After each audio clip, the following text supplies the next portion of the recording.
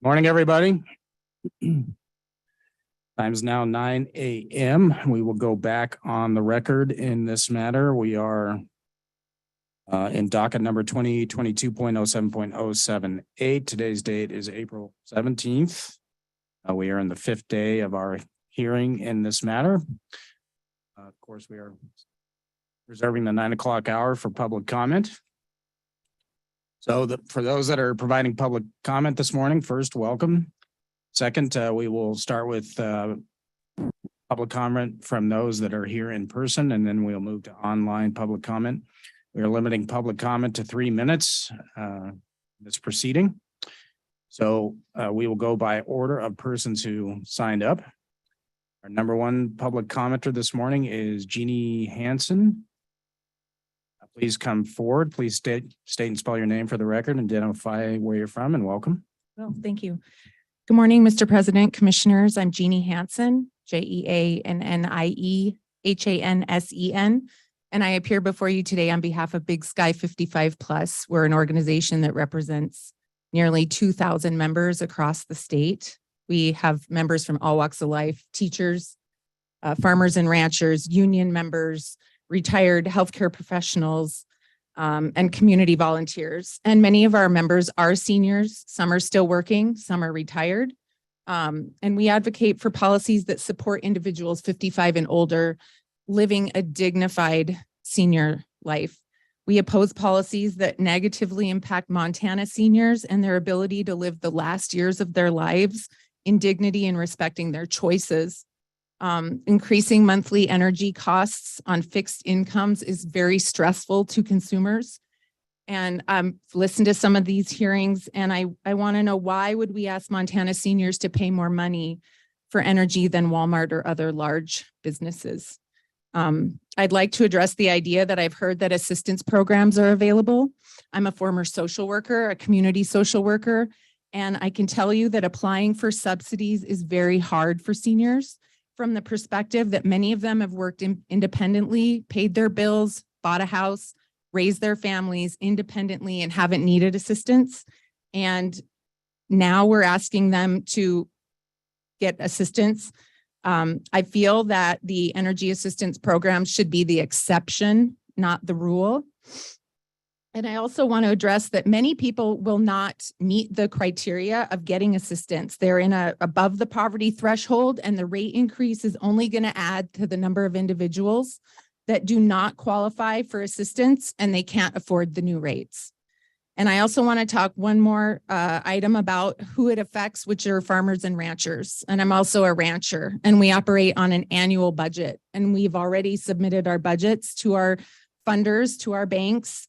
We do this at the beginning of the year, and we're asked to account for every dollar, every head of livestock, every input cost, and we don't know what our income is going to be, by the way, because we don't have a say in that either. So asking us to have a 28% total increase in any input is a lot of money.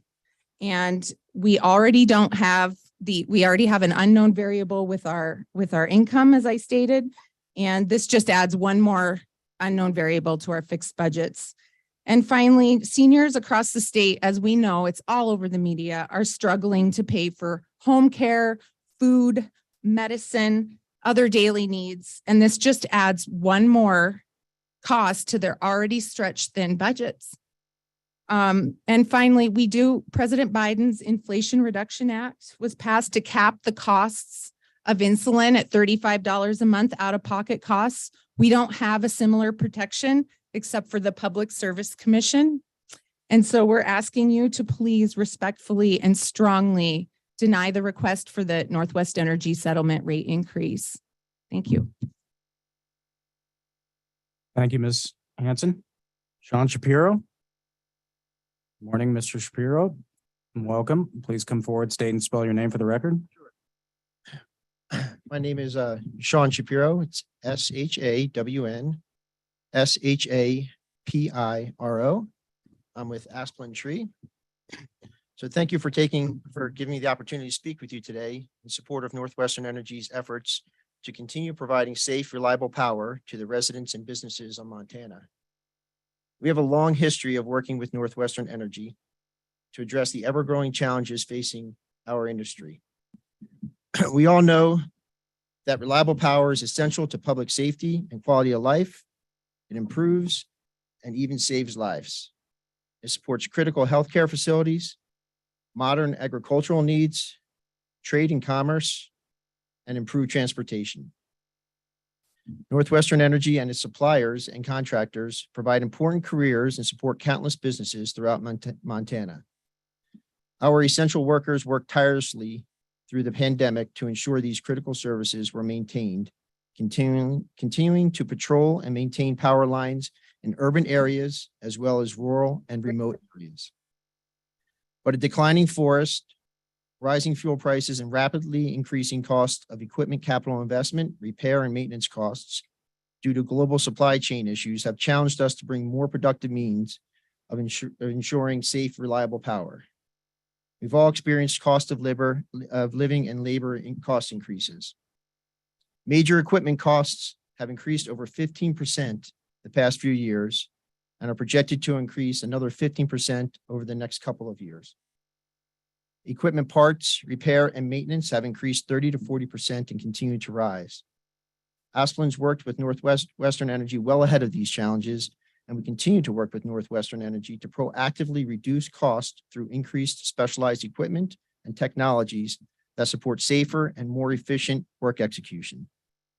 For example, we worked with Northwestern Energy and our suppliers to develop equipment that is capable of working in remote backcountry areas where a declining forest has significantly increased the number of trees that pose a threat to the power lines and increased risk of wildfire.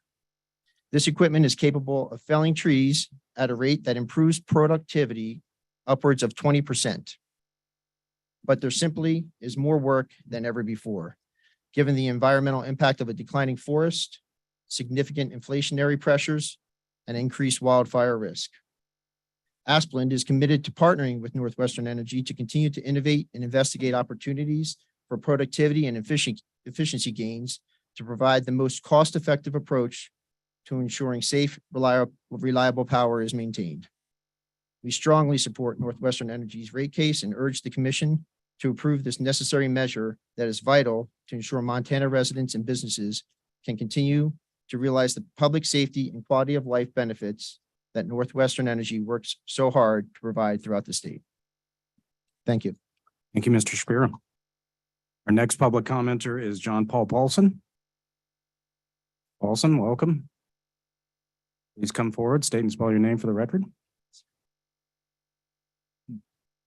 Hello, my name is John, Jon, Paul, Paul, Paulson, Paulsen. I'm an employee of Asplund Tree Expert Company, and I'm pleased to appear here in person in support of Northwestern Energy's rate review filing. I've been a resident of Montana for 35 of my 54 years and an employee of Asplund's for over 30. My first day of employment with Asplund was not far from here, working at a location that is now on Northwestern Energy's system.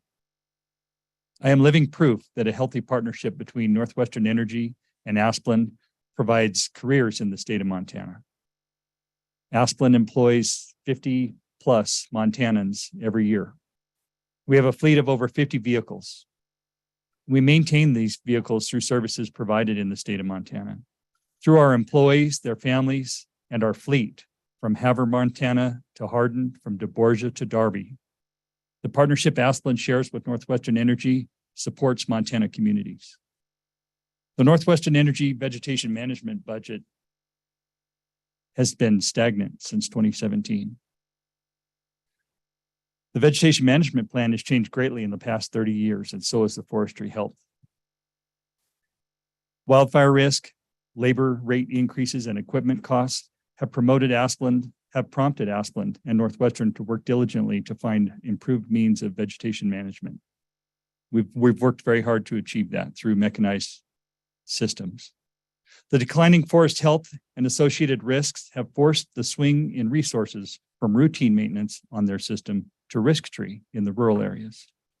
Simply put, there's not enough resources to maintain the system. To paint the clearest picture, I'll share what I have personally witnessed through my own boots on the ground. 10 to 15 years ago on their system in one span, which is pole to pole, we would have encountered 1 to 2 dead trees per span. Now we remove 400 to 600 trees per span. In my 29 years of working with the current vegetation manager on the Northwestern Energy system, he's made one point very clear, that the number 1 and number 2 goals for Northwestern Energy are customer service and system reliability. Unless there's an increase to their budget, neither of those are sustainable. I appreciate your time. Thank you. Thank you, Mr. Paulson. All right, our next public commenter is Callie Isham. Sorry. Welcome.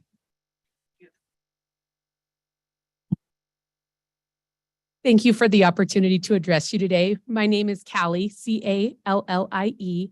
Last name is Asham, A-S-C-H-I-M, and I'm the president and CEO of the Helena Area Chamber of Commerce. I would like to take this opportunity to recognize Northwestern Energy for their support, not only of the Helena Area Chamber of Commerce, but our community as a whole. In addition to supporting the Chamber as a top investor, Northwestern Energy has been a longtime participant in our Leadership Helena program, which helps engage emerging leaders in the Helena area. They also are engaged in our Workforce Innovation Network, which serves as our workforce development program, and in our Invest in Helena program, which encourages locals to get involved in the growth and development of our area. New to my position this year, I have leaned on leaders of Northwestern as mentors, and I'm so grateful for the guidance that they have provided me. I appreciate the work that Northwestern has done with the Montana High School Association and with our Helena Summer Jobs program. As a community supporter, Northwestern Energy is engaged in the Helena area and in the state, and they are vital to the success of our community overall. As a Northwestern customer, I can empathize with the testimony you've heard here. But Northwestern Energy's commitment to the community is as important to me as a customer and also as a business. And my business is better because of Northwestern Energy. Thank you. Thank you, Callie. Is there anybody else in the room that would like to make public comment? Anybody in the room that would like to make public comment? Seeing nobody, we'll move to online comment. Our first public commenter is George Coleman, and I see you're on, Mr. Coleman.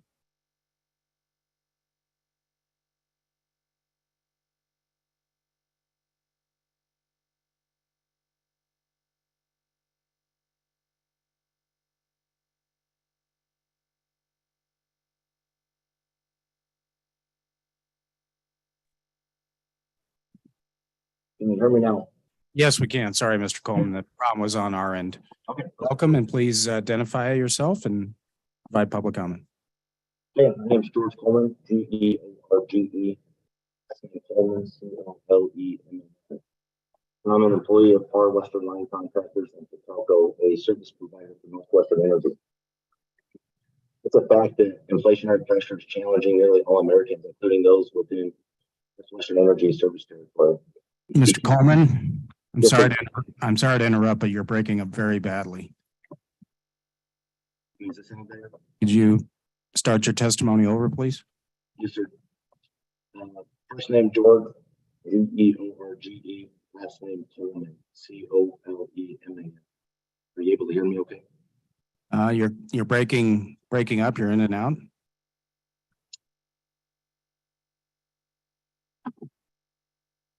Sure. Would you like me to keep going or pause? This is my only option here. Okay, try it now. Okay. Can you hear me better now? I think so. Go ahead. Okay. If you can't, just stop me. It is a fact that inflationary pressure is challenging nearly all Americans, including those within Northwestern Energy's service territory. Are you able to hear me? I'm sorry, Mr. Coleman. Our connection is terrible. Do you want to try to? I'll try again. Do you want to try to reconnect, Mr. Coleman? Yes, sir. Go ahead and skip me, and I'll try at the end one more time. Okay, thank you, Mr. Coleman. Our next Online commenter would be Julie Bass. I don't see Miss Bass online, but Julie, are you with us? Right. Next public commenter is Luke Loader. Hi, Luke.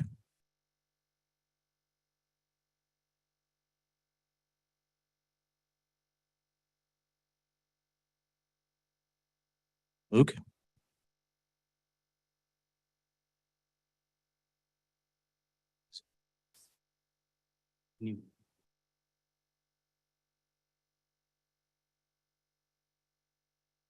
Mr. Loader, are you on? Okay. Yeah, this is Mr. Loader. Can you hear me? Okay, go ahead, sir. Do you have, can everybody hear me okay? Yes, we can.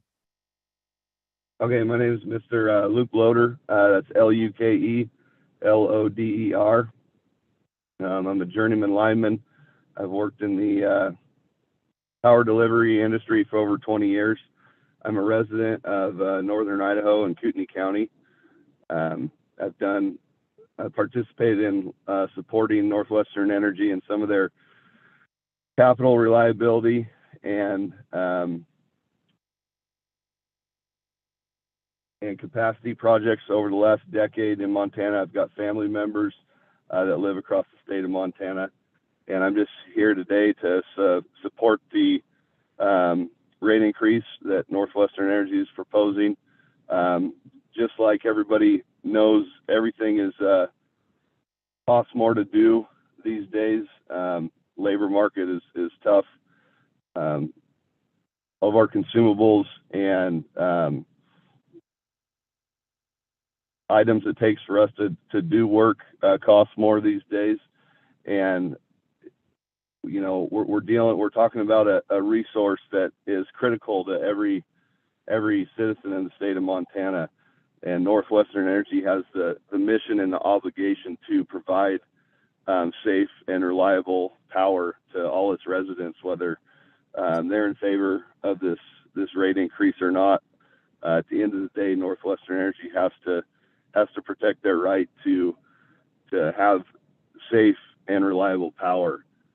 Without this rate increase, I firmly believe that both safety and reliability of the grid becomes more at risk. And I just wanted to come on here today and let everybody know that as an industry expert, I do believe this is the best thing for the people of the state of Montana. That's all I have today. Thank you. All right. Thank you, Mr. Loader. Mr. Coleman, we see you're back on. Do you want to give it another shot? Thank you.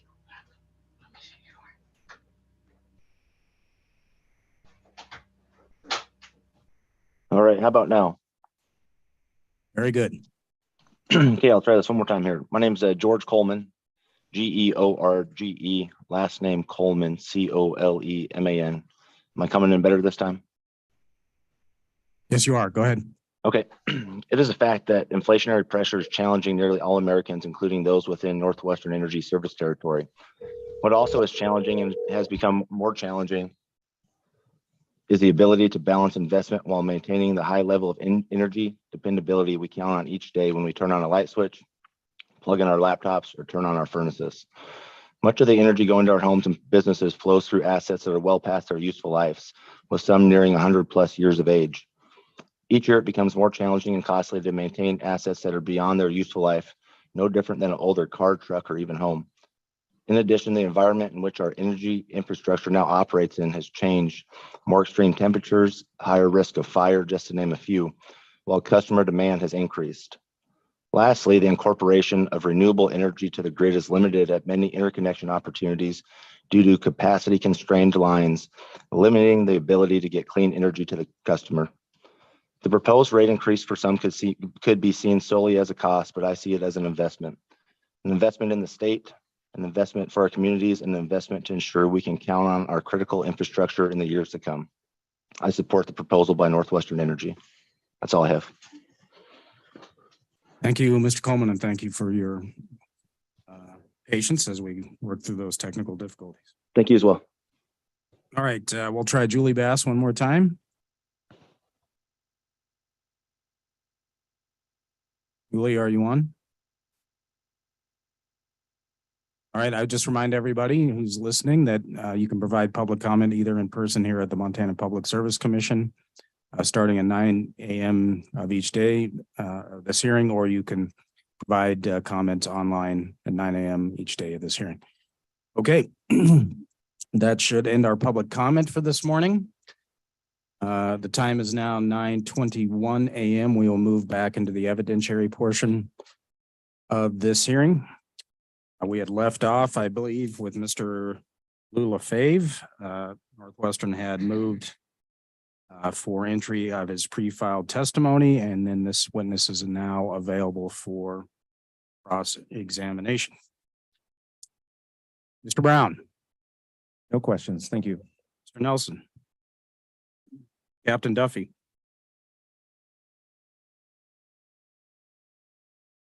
Ms. Trinnell.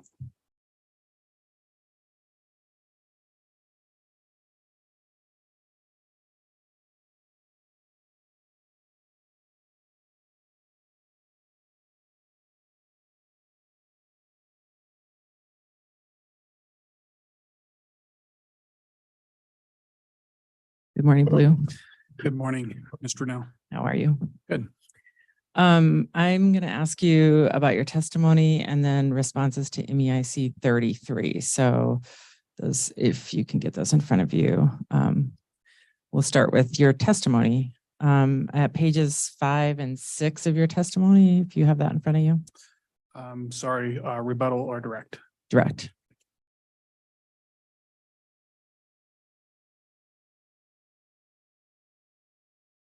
Okay. So I want to just talk to you a little bit about the concept that you set out here in your testimony about the importance of matching supply to load. So as a long-term resource planner, the sweet spot is when you get that perfectly lined up, right? Correct. Which is hard to do. So when you have to, and the problem, and part of what we have to figure out here is when you're off in either direction, right? And the consequences of that? That generally is the problem, but since Northwestern is approaching it being short, we have the additional problem of first getting there and then figuring out whether we're off either direction. Okay.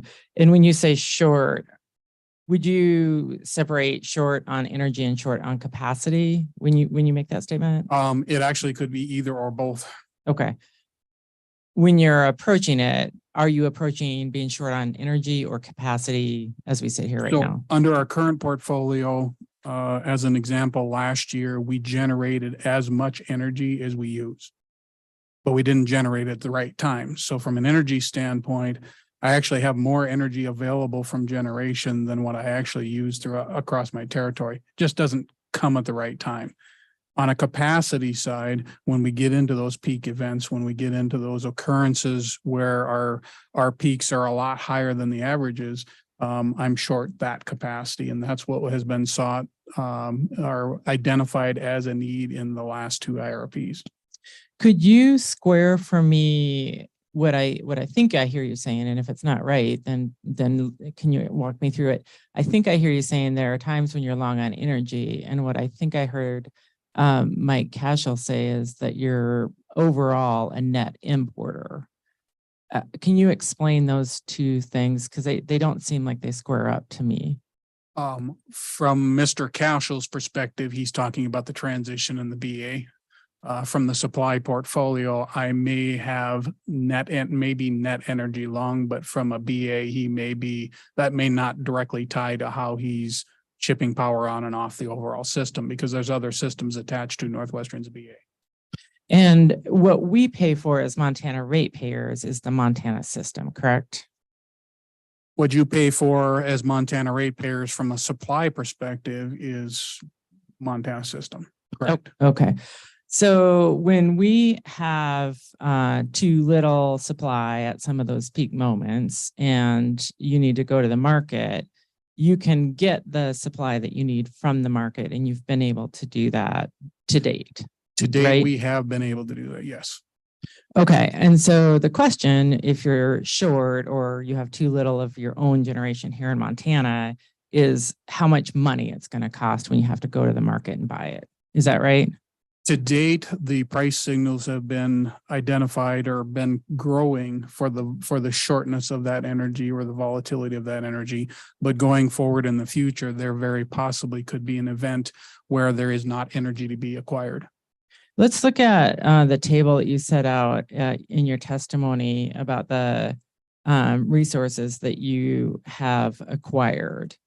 And I'm looking at page 7 of your testimony.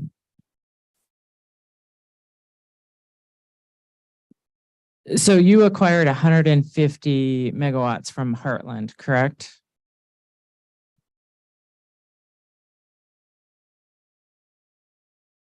The Heartland contract has had two parts to it based on its availability. There was 200 megawatts at the beginning of the contract and then stepped down to 150 megawatts. Okay. And who else is available from the market? You have QF options, correct?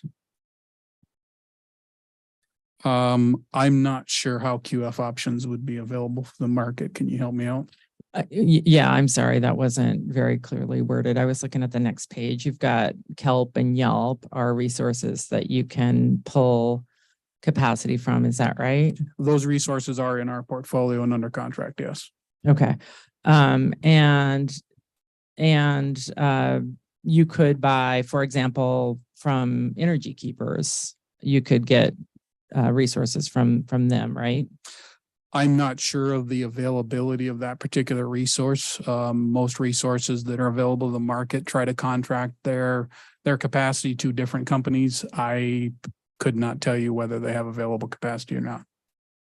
Okay. And then without going into the confidential answers that you gave, there were some capacity contracts. I think the confidential portion was the price of them, but you identified some capacity contracts that you have available from third-party brokers like Morgan Stanley or others like that, correct? Correct. We have ran RFPs for short-term capacity contracts. Okay, so let's talk about the flip side of the coin then. So what happens when Northwestern in your planning process decide, well, we need to meet our peak capacity needs. And so we're going to have resources that we're going to build and own for the purpose of solving for that peak capacity problem. Are you following me with this? I am. You're talking about one probability. I mean, as you look at our portfolio, you can see we have a mix of owned and contracted resources, and we use both to meet our peaks. Right. And the point being that to date, that has worked. That is, as we have built our portfolio and as we have gone out to check availability for additional capacity, it has worked a combination of building certain resources and contracting other resources. Correct. And all of those resources that you acquire from going out to the market, if you have a spot market purchase, if you have the event in December, if you need to get some short-term capacity from the grid, what happens when you buy in that scenario, those costs are passed directly on to the consumers, correct? When we acquire from the market, those costs are passed to the consumers, correct? Okay, and then there's no additional markup for Northwestern for profit or overhead or anything like that. That is correct. As distinct from your owned resources, which you're able to get a rate base, a profit margin on, correct? For resources that are owned, we're able to gain a margin on, and the ideal portfolio balances between the ownership costs versus whatever we could seek in the market. Okay. And that's kind of what I'm getting at is when we talk about an ideal scenario, it's really ideal for whom, right? Because part of the obligation Northwestern has is to identify least cost resources for the consumers, correct? No, the requirement is cost-effective resources for the consumers, but that does entail or involve least cost identification of resources. Yes. Okay. And to your earlier question, to whom's benefit? It's to the customer's benefit. Okay. And so when you identify and either acquire or build or own resources that are really designed to serve the peak capacity problem that you're solving for, but you have too much energy when you're not needing it for the peak capacity times, those resources then in those moments when they're generating electricity, but you don't need them for peak capacity, you can sell that energy into the market, correct? Yes, the energy, any excess energy, if those resources are either must take or economically dispatched, if they create energy during the times we don't need it, it can be sold to the market. Okay, and when you make those sales into the market, that money inures to the benefit of Northwestern's owners, your investors, your shareholders, right? No, that is not correct. That is credited back to customers. Always? Yes. Okay, so if you build the gas plant and you're able to sell some of that electricity, will you commit to crediting all of those excess sales back to customers? The sales back to customers will go through the PCAM, do their appropriate PCAM adjustments, and those credits go back to customers. So it's not a dollar for dollar credit. It would be minus the fuel costs associated with whatever plant is being dispatched to the market. Okay. So really the point that I'm trying to make, and I think you've answered it, is that it would be fair for the Montana ratepayers to share in the profit that the utility makes for owning resources when they're not needed. I don't think I agree with your particular characterization. Again, the capacity resource is there to serve the load at its particular peak. If the resource is dispatched above and beyond the peak requirements because it was economically dispatched into the market, then yes, any net sales associated with that resource goes back to customers. I'm not sure you quantify that as a profit mechanism. It's just revenue credit. Okay. Fair enough. I want to ask you about your testimony.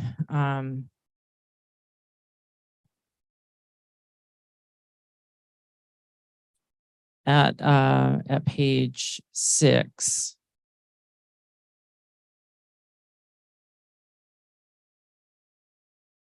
Where you talk about peak load growing, and your testimony there is that Northwestern's forecast projects growth of peak load at 0.6% per year on average. Do you see that? I do. Okay. Are you familiar with the ETAC planning process? Yes. Okay. And the ETAC, I can hand you the pages from the ETAC agenda. In the ETAC, the representation was that the forecast was 0.3. And I'm happy to hand this to you if you want to look at it. Objection. It assumes facts, not in evidence. This attorney cannot present an exhibit unless I can cross-examine on it. Mr. Nell, can you present the exhibit to the witness?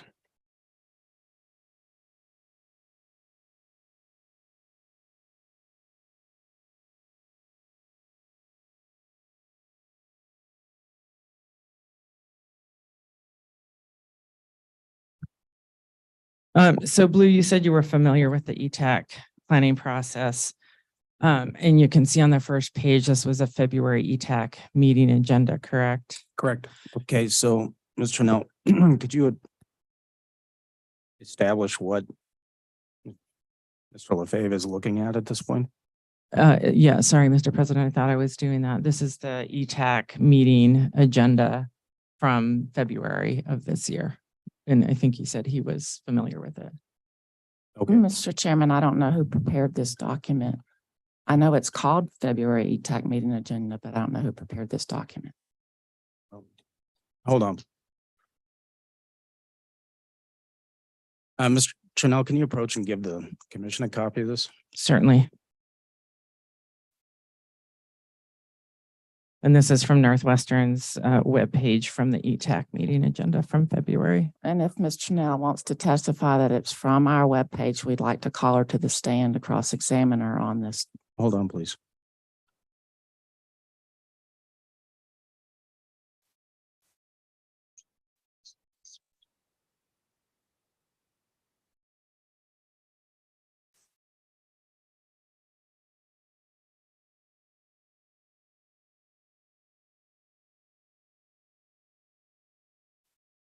Mr. Nell, I'm going to sustain the objection on this unless you can lay some kind of foundation. I, for this I, document. I was trying to do that, Mr. President. Okay, go ahead. Thank you. So, Blue, you said you're familiar with the ETAC process. Does this look like the agenda from February of this year? I can't confirm that this is from the agenda. I don't look at the agenda specifically. I'm familiar with the process. Okay, if you look at the bottom of the second page, does that have Northwestern's stamp on it?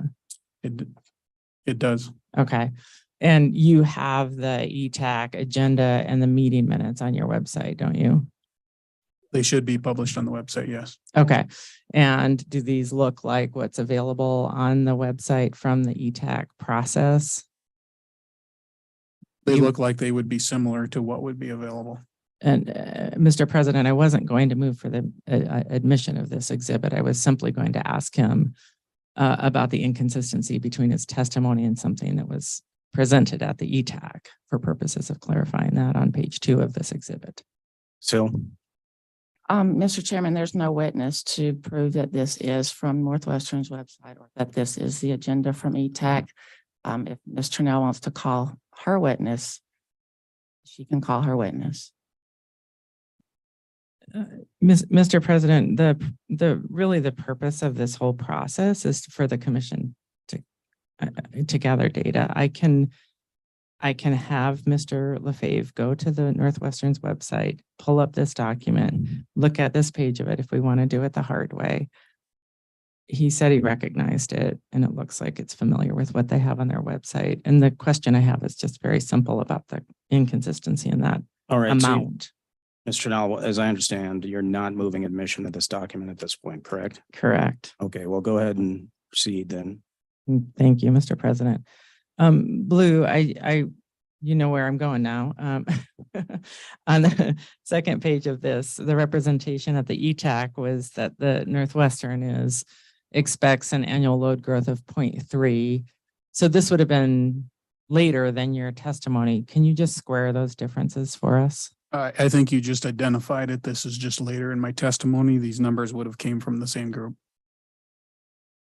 Okay, so since you filed your original testimony in this docket, the forecast, the expected load growth has been reduced by half? And I would say that since this was published in February, our load growth would have changed again. We have a new peak in December of 16 megawatts on our system, which will directly affect these forecasts. These are a snapshot in time when we do planning. We can only take data that we have available to us, and that data is constantly updated. Okay, great. Do you know what it is as we sit here today? I do not. I just found out about the new peak and no calculations to my knowledge have been done. So that would be, can you explain the difference between annual load growth and peak demand? Annual load growth is just how many megawatt hours are used in any given year. So if we have in 1 year X amount of megawatt hours of load, the next year we have Y, the difference between the two would be, and if increases, the difference between the two would be load growth. From a peak perspective, that's strictly 1 hour. What was the maximum we served in any given hour? And did that change? Okay. And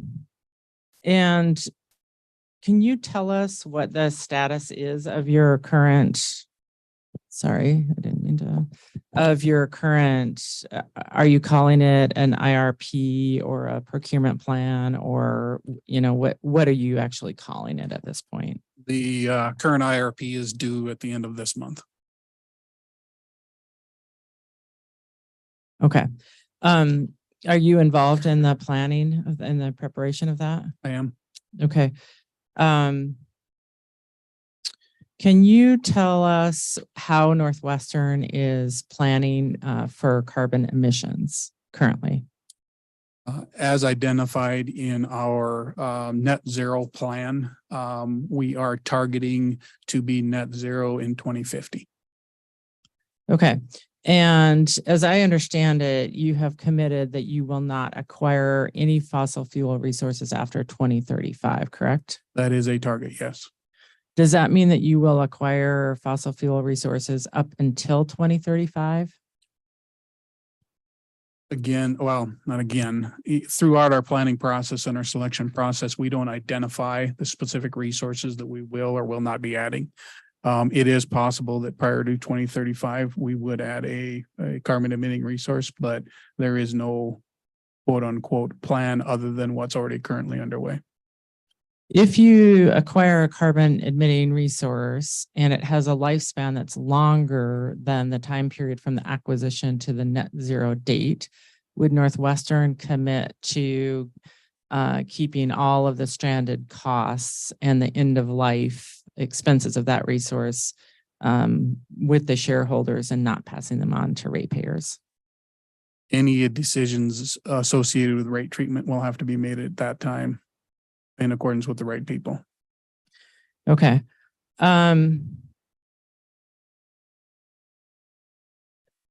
Do you understand that decarbonizing is a priority for utilities across the country? Decarbonizing is a priority for multiple utilities across the country. Would you agree that executive compensation shouldn't conflict with decarbonizing? I do nothing with executive compensation. And that's nothing part of my testimony. Okay.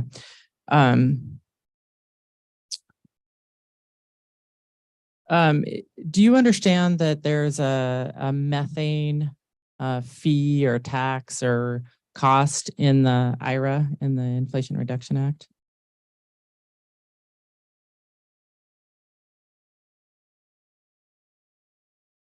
There is I'm sorry, repeat that, please. That there is a cost or a tax for methane emissions that will be imposed starting in 2025 and then stepping up annually thereafter. I'm not familiar with that, no. Okay. If there were to be a carbon emissions tax and it was assessed against a gas plant, would Northwestern commit to hold the ratepayers harmless for the imposition of that? I'm not, again, involved in the rate making associated with any particular resource. Okay, but you're a central person in the terms of acquisition of resources, are you not? I will, and at the time we evaluate resources, we will evaluate any requirements and any costs associated with that resource to determine whether or not it's cost effective for Northwestern's portfolio. Wouldn't that include an assessment of whether or not carbon emissions taxes will be imposed on the resource? If there are carbon emissions taxes associated with that resource, yes, it would. Okay. And if there's a likelihood of carbon emissions taxes being assessed, isn't that a consideration? The likelihood is a consideration associated with a possible sensitivity, but under the laws of Montana, it has to be an established cost associated with the resource. A likelihood is not something that I can particularly evaluate when I'm evaluating resources. Well, didn't Northwestern argue for the addition of $247 million of value on the hydro acquisition due to the likelihood of a carbon emissions tax being imposed? Objection assumes facts not in evidence. Two things, Mr. President. We did actually go through this and establish it as part of the record. And Mr. Lafave was part of that acquisition. No, If I can. that assumes facts not in evidence. I'm not sure where you're going with this. Frankly, Mr. Nell. Well, the line of questioning is really designed to determine whether or not any kind of a tax or a cost or a fee for carbon emissions would be assessed against the ratepayers of Montana when the gas plant is turned on. And that can impact us in two ways in this rate case. Yes, please. Under paragraph 15 of the settlement agreement, they have there has been conflicting testimony about what that means, but one of the arguments that has been advanced by Northwestern is that the fees associated with the plant will be passed on to Montana ratepayers when it's turned on. If one of those is a carbon emissions tax, we should know that. Well, I would say I'm going to overrule at this point. I'm going to say, Mr. Lafave, to the extent that you know and are not speculating, then please feel free to answer. Do you remember the question? No. The question was, isn't it true that there was $247 million of costs assessed to Montana ratepayers based on Northwestern's assessment of a likelihood of a carbon emission tax in the hydro docket? I cannot confirm that number. I was not part of that docket. The only way I could confirm it is if either hearing it from somebody else or you telling me. Thank you. So I'm going to ask this follow-up question. If you know, do you know that Montana ratepayers are today in their rates paying for a value assessed for carbon emissions?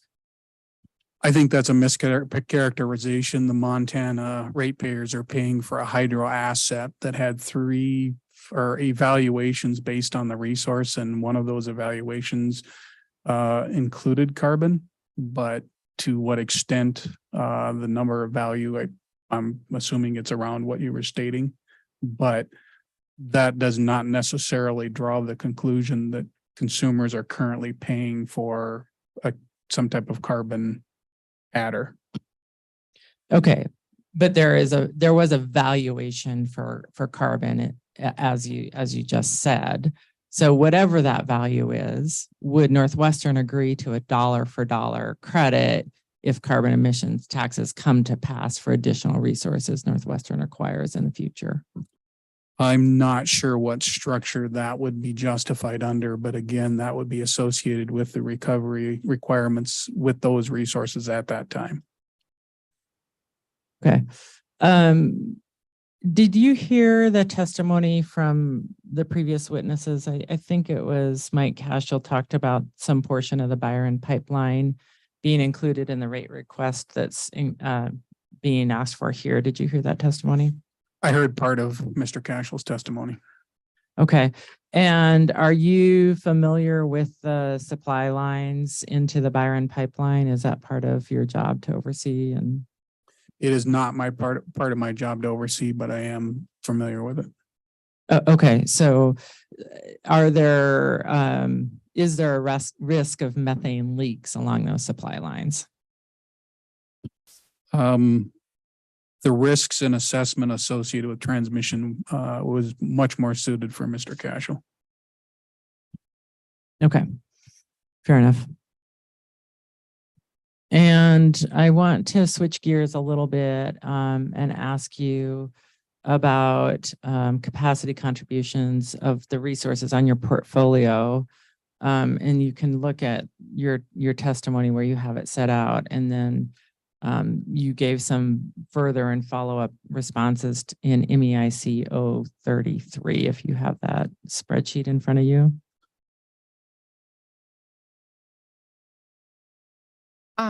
Mr. Chairman, Mr. Lafave did not respond to MEIC 033, so I'm confused. I'm going to just ask some general conceptual questions, so he may not need the exact responses. All right, well, I'm going to hold off any kind of ruling on this until I see what's actually asked. Go ahead, Mr. No. My question before, well, can you just, for really context and understanding, can you explain what nameplate capacity is? Nameplate capacity is the manufacturer's design capacity for a particular resource, the maximum amount of capacity that particular resource could generate. And then what is accredited capacity? Accredited capacity is a calculation done to determine the amount of capacity that's available during peak load service timeframes consistently, and there are various ways to calculate it. but the amount of capacity available based on delivered capacity. So would it be fair to ask, or is there additional information about performance capacity, or is that covered by accredited capacity? The performance of any given resource, in other words, the amount of outages, the characteristics of the resource to be able to serve that load is covered in accredited capacity. Okay.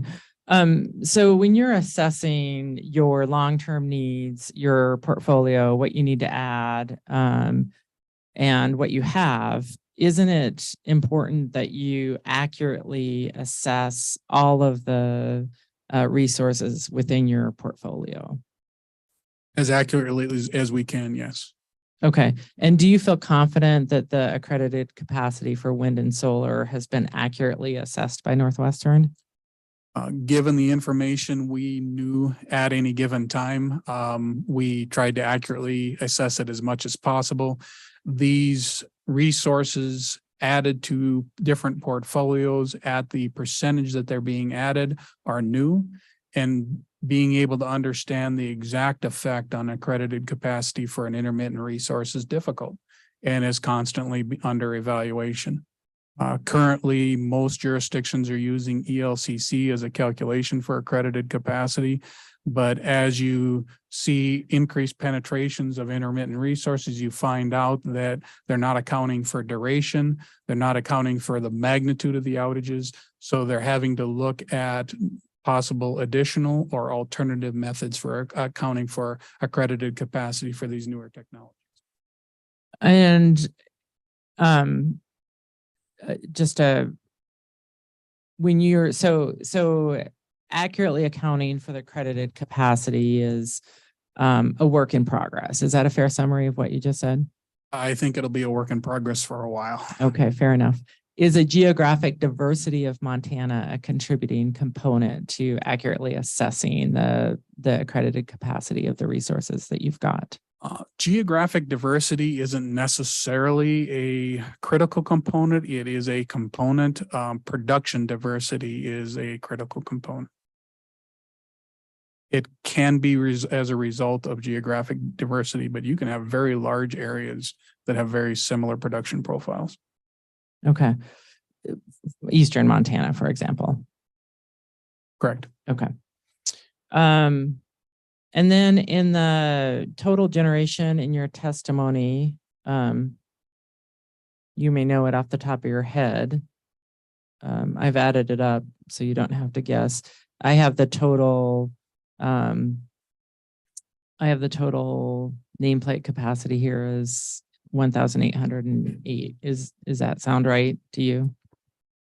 Could you say that number again? 1808. That's approximately right. I would have to see your list. Well, I used yours from your testimony. So, Mr. Chairman, what testimony are we referring to? Page 7, 6, 7, and 8. The 7 and 8, the current portfolio. The direct or the rebuttal? Of the direct, where we've been. I believe those amounts are updated on rebuttal. Just for clarification of the record.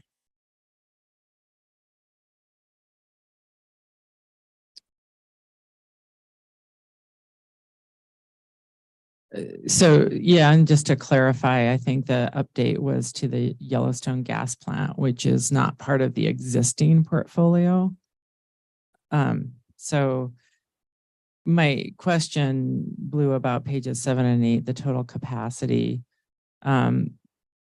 What of the resources that you have in here were new build resources added to Northwestern system? And let me be a little bit more clear. Which of these resources on page 7 and 8 did Northwestern build?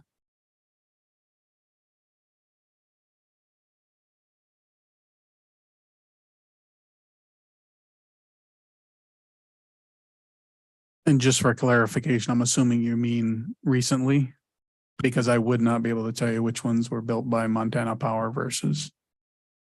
In the last 20 years.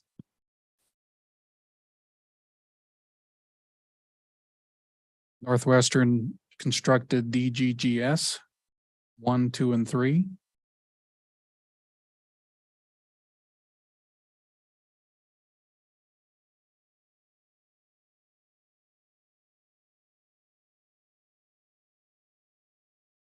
Spy on cop.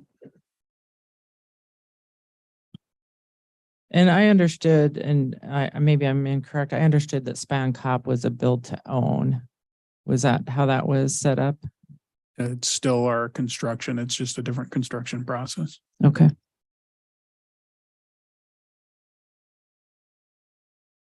From those lists, those are the two. Again, I have no idea which of the hydros, so. Those would have been not in the last 20 years though, Correct. right? So if Spy on Cop is 40 and DGGS is a total of 150, Northwestern has constructed and built less than 200 megawatts in the last 20 years. That is correct. I think I'm almost done here, Mr. President. A couple questions. Lou, are you familiar with the nuclear plant in Kimmerer, Wyoming? I am. And I have to ask because I know you're a nuclear guy. Has Northwestern considered nuclear in looking at its portfolio and long-term resources? As identified in the upcoming plan and the draft, which is provided to many of the participants here, nuclear is part of the evaluation for the plan that's due at the end of the month. And we've also been looking at nuclear in South Dakota for several years. Is nuclear a legitimate replacement for Colstrip, or is that something that Northwestern is exploring? I think nuclear will be, a lot of it's in its early stages, but I do think it may be a very viable alternative by the end of this decade or early part of next. Okay, well, we'll look forward to seeing the plan when you get it out. One last question on the gas plant. Would Northwestern commit to ensuring that any environmental remediation would be paid for by shareholders and not the ratepayers? Objection. I've tried to be patient, but these questions about negotiating with the witness on the stand are not appropriate cross-examination. I can move on, Mr. President. Thank you, Blue. I don't have any further questions. Mr. McGraw. No questions. Okay, Mr. Wood, I think you want to spend some time with this witness, correct? Hopefully this thing works. It's working. You sure? Yes. Okay. Feel much better about this process now. So you would like to spend some time with this witness, correct? That is correct. All right. I think what we'll do then is we'll take a 10-minute break at this point, if that's all right, Mr. Uda. Time is now 9:59 a.m. We will reconvene at 10:10 and we'll go off the record.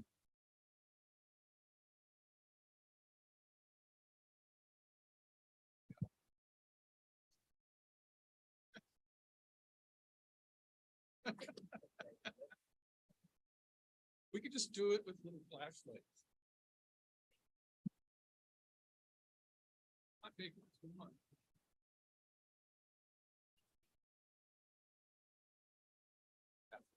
That's a fish.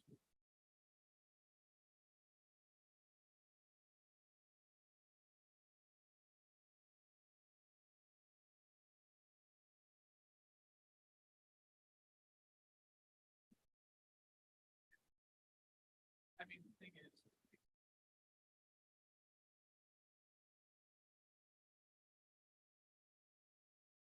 yeah, it's like that constantly fucking. It seems kind of. Yeah. Yeah, and I thought.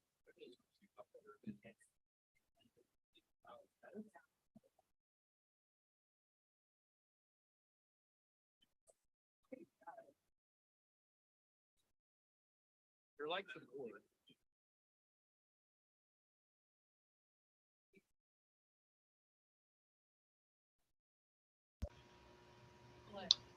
I can hear people talking.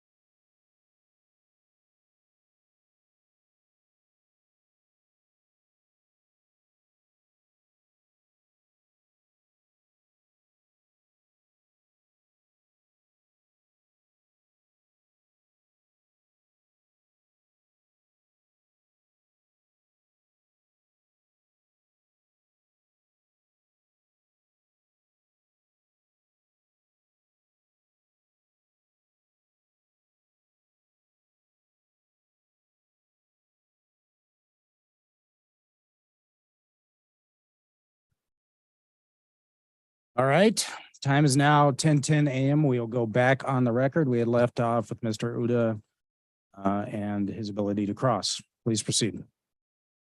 Thank you, Mr. President. I guess it's still good morning, Mr. Lafave. Good morning, Mr. Uda. Hey, yesterday I was talking to Mr. Hines and I asked him a question about the RFP process that resulted in the selection of the Yellowstone County Generating Station, and he deferred those questions to you. I don't know if you were here for that or not. I watched his yes. So I want to start off with, Get into the microphone, Mr. Uda. I know, just put it right up there. all right. And Mr. Hines mentioned that the selection was made by an independent evaluator. Do you recall that testimony? The selection was made by a third-party evaluator, yes. Okay. And so are you drawing a distinction between a third-party evaluator and an independent evaluator? Objection. Northwestern objects to this line of questioning as assuming facts not in evidence and not relevant. Northwestern is not asking the commission to approve the selection of Yellowstone in this docket. And to that end, Northwestern did not include testimony from an evaluator, did not include the RFP, and all of that discussion is outside the scope of this doc. Mr. Uda. Well, Mr. Chairman, my understanding, and maybe my understanding is incomplete, but my understanding is if the commission rejects the settlement, the rate case is back on full bore. And that includes some of the costs, if not all of the costs, not the capital costs, but certainly some of the expenses associated with the Yellowstone County Generating Station. And for that reason, I think it's directly relevant. Ms. Hill. I agree that with the sentiment that it's all back on board. And again, we did not ask for a determination of prudence and we did not file any of that information with our direct testimony. So it's outside the scope of this docket. It's the issue of the selection of Yellowstone is not an issue in this docket. Mr. President, if I could just be heard one more time on this. Sure, go ahead. Mr. I Uda. mean, the fact that Northwestern didn't think to do that is not really my fault because they are asking you to incorporate, even as part of the settlement, some of the costs associated with Yellowstone County Generating Station. And I feel like this is a fair line of questioning. I'm going to overrule Ms. Hill. Go ahead, Mr. Uda. Okay, so the specific question that I asked you, Mr. Lafave, was, are you drawing a distinction between an independent evaluator and a third-party evaluator? Northwestern selected a third-party evaluator, which was hired by Northwestern. I do believe they were independent in their particular process and how they conducted themselves through the RFP process. But depending on how you define independent, there is some gray area depending on who you talk to. So I prefer to refer to them as third-party. I understand. So I think you just testified that Northwestern hired this third-party evaluator. Is that correct? Correct. Okay. How was that decision made?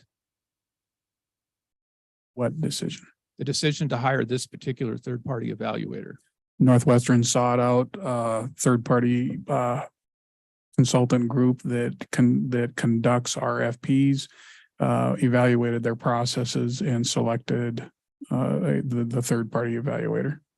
Had you worked with this particular third-party evaluator before? Yes, they conducted a RFP for me in South Dakota. Okay. And for what project was that? Do you recall? The Huron Bob Glanzer generation station. Is that a natural gas facility? It is. So you were paying, I'm sorry, I don't want to use the guy's name, or woman's name. I don't know who it was, but how were they compensated? Under contract. Well, I understand that, but I mean, was it a flat fee? Was it an hourly rate? What was it? Without Objection, looking, relevance. I'm going to overrule that. I'm assuming you're going somewhere with this. I am, Mr. Chairman. without looking at the specific structure, because I have several contracts, I would assume there would have been a bid with fee with hourly rates associated with any additional work. Thank you. And so you talked a little bit earlier about, I think, the Compass Wind project. as being one of the projects that Northwestern built. Is that correct? No, Okay. Spy and Cop is, I'm sorry. I get those two confused because Spy and Cop was originally Compass Wind. Okay. Sorry about that. Spy and Cop was one of the projects that Northwestern built. Is that correct? correct. Okay. And was that selected in an all source competitive solicitation? That was selected through a competitive solicitation that originally targeted CREP. Okay. So this wasn't an all source competitive solicitation. It had to be a renewable resource in order to qualify. Okay. And so when you acquired your increment of coal strip unit 4, I think it was in 2008, was that selected pursuant to a competitive solicitation? I'm sorry, I was not part of that process. Oh, that's right. You didn't join Northwestern until after that. I'm sorry. Question withdrawn, Mr. Chairman. Okay, so let's go to 2014. And I believe Mr. Nell asked you some questions this morning about the acquisition of PPL's hydroelectric facilities. Do you recall those questions? I do. So was that selected pursuant to a competitive solicitation, all source or otherwise? Again, I was not part of it, but I believe it was a solicitation to Northwestern, not from Northwestern. Have you heard anyone from Northwestern refer to this as an opportunity resource? I have. Okay, and what for the commission's edification is an opportunity resource? Primarily, it's an opportunity based on a resource that usually, and I'm not going to say it always, but usually exists currently, that would not fit into a Northwestern creating a RFP in order to have them bid into a Northwestern sponsored RFP. Okay, so going forward to the all source competitive solicitation that you conducted, I believe the testimony was in 2020. Is that correct? Correct. What steps did Northwestern take to ensure the neutrality of the third party evaluator?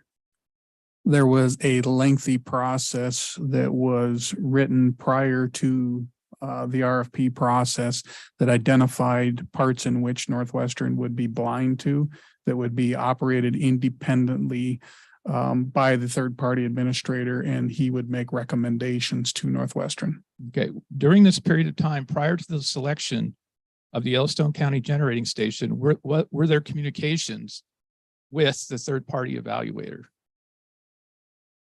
During those processes, there are always communications. Okay. And so, as I understand it, you took some effort to make sure that you were not, Northwestern, I mean, not tainting the process in any way. Is that correct? Yes, we did. Okay. So, in the RFP process that resulted in the selection of the Yellowstone County Generation Station, is it accurate to say that the RFP specified an assumed need for 150 megawatts of quote, first tier, unquote, 20-hour duration capacity? I'm not going to be able to validate any of those specific numbers, but that sounds close. Okay. Is there someone else who's a witness in this docket who could validate those numbers? Because I was not prepping for the justification of recovery of this, I would be the witness, but I don't Okay. have it with me. So would you agree with me, subject to check, that it was a 20-hour duration capacity? It was a 20-hour duration capacity. Okay. And is it accurate to say that the RFP specified assumed need for 100 megawatts of quote, second tier 10-hour duration capacity? Again, that sounds correct, but I would have to validate it. Okay. So subject to check, if you find out I'm wrong, please let me know. And is it also accurate to say the RFP also specified an assumed need for 30 megawatts of quote, third tier 5-hour duration capacity? Again, that sounds correct, but I would have to check. In developing the RFP capacity, the capacity RFP, was the identified need for different tiers of capacity specified by Northwestern or by the independent evaluator? I'm sorry, am I getting too far away? I hate this thing. I really hate this thing. So let me ask you that question again. In developing the capacity RFP, was the identified need for different tiers of capacity specified by Northwestern or by the independent evaluator? It was specified by Northwestern through the IRP, the 2020 supplement. And would you agree with me that at the time the capacity RFP was issued, most utility scale battery energy storage resources being developed in the US utilized 4-hour duration storage, or in some cases, a lesser duration storage technology? Say that again. Okay, so let me just ask this question because I think reading sometimes causes problems. The question really is this: when you developed the capacity RFP, was Northwestern aware that most of the utility scale battery energy storage systems were of 4-hour duration or less? Most of the battery was, the hydro storage was not. So there were different opportunities depending on application. Okay, leaving aside the hydro storage issue, the battery energy storage systems that were being twinned to other types of generation, were those typically 4 hours or less in duration? If they were twinned to intermittents, they were typically 4-hour or less. Okay, thank you. In the bid evaluation completed for the resources bid into the capacity RFP, is it accurate to say that the bids were analyzed on a portfolio basis and not on an individual bid by bid basis? Again, the details of the process I did not bring with me because we are not seeking recovery of anything associated with Yellowstone, but the resources were first evaluated individually, and then I believe they were evaluated as a portfolio for the final determination. Okay. Does that mean that the evaluation of the Yellowstone County Generating Station, which was named Laurel at that time, was also done on a portfolio basis? It would have been done on an individual and then a portfolio basis. And in that bid evaluation, the third-party evaluator oversaw the bid evaluation process, but Northwestern itself completed the PowerSim portfolio modeling of the bids. Is that accurate? At that particular time, Northwestern participated in the portfolio modeling as well as Ascend. Okay. So both Northwestern and Ascend had input into the portfolio modeling at that time. Is that correct? Yes, the modeling was provided, or the specific requests were provided blind to both Northwestern and Ascend from the third-party administrator. The third-party administrator would make very specific requests and then return, and then we, Northwestern and Ascend, would return the modeling for the third-party administrator to complete the evaluation. When you say it was returned to him to complete the evaluation, what does that mean exactly? That means the data output from the PowerSim model that he was requesting would be returned to the administrator. When you're evaluating resources, PowerSim, which is the part that you're talking about, is only energy. That's all it evaluates. When you're evaluating capacity and energy, there's a full evaluation that needs to be done. So the third-party administrator would go to the right, what we call SMEs, they're local experts, whoever they were identified in the process before we started the IRP or the RFP. He would go to them, get the specific information without telling them anything about the projects they were evaluating, and then he would pull it back together and provide a final recommendation. Okay, thank you for that answer, Mr. Lafave. My question, though, is Ascend, as I understand it, during this period of time was under contract to Northwestern. Is that correct? That is correct. They were an SME for us during the RFP process. So the PowerSim runs that were done to evaluate this resource were done on an energy basis by Northwestern and Ascend. Is that correct? Without identifying the projects they were evaluating, yes. Okay.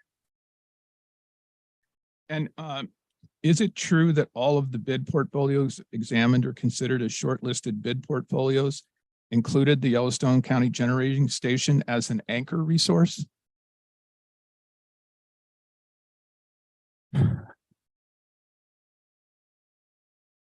You remember using that phrase?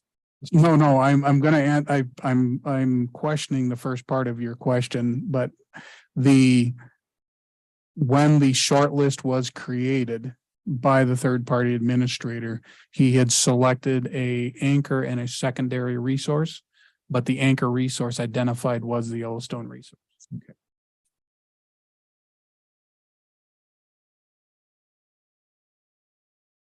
And is one of the reasons that the Yellowstone County Generation Station was included as an anchor resource in all of the shortlisted portfolios evaluated was that it was the only type of resource bid received that could qualify for the first tier 20-hour duration of capacity. Absolutely not. There were multiple resources that qualified for the 20-hour resource capacity. Okay. Thank you, Mr. Lafave. You've been a very cooperative witness.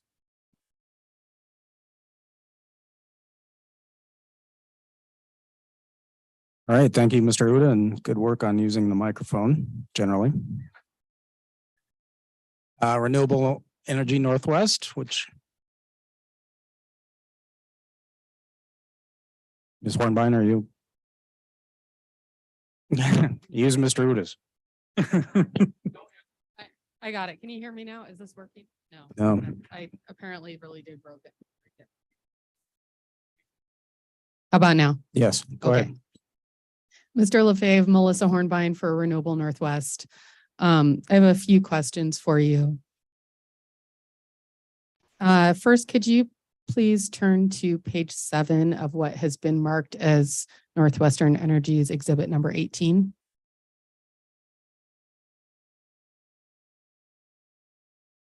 In there. And this is your rebuttal testimony, correct? Correct. At line 6 on that page, you referenced the Northwest Power and Conservation Council's assessment of the 2021 power plan, correct? Correct. Have you participated in the Northwest Power and Conservation Council's meetings related to analysis being conducted to evaluate resource adequacy across the Pacific Northwest? I have not directly, but people in my department have. Okay. Could you please now turn to exhibit BJL3 to your testimony? Do you have that? I have that.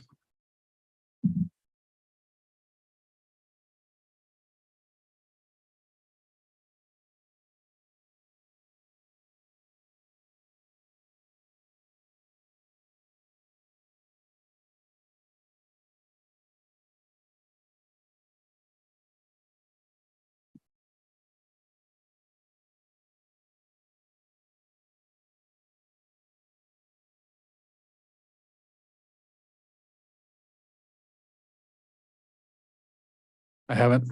Great. Could you identify what that document is, please? Pacific Northwest Power Supply Adequacy Assessment for 2027. Great. Could you please turn now to what has been marked as page 2 of 3 of that document in the upper right-hand corner where the exhibit number is marked?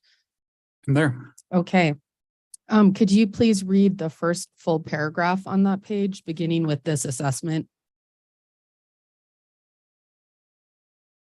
This assessment finds that the 2021 Power Plan Resource Strategy is effective at eliminating nearly all summer shortfalls when resource peaks in the rest of the Western grid.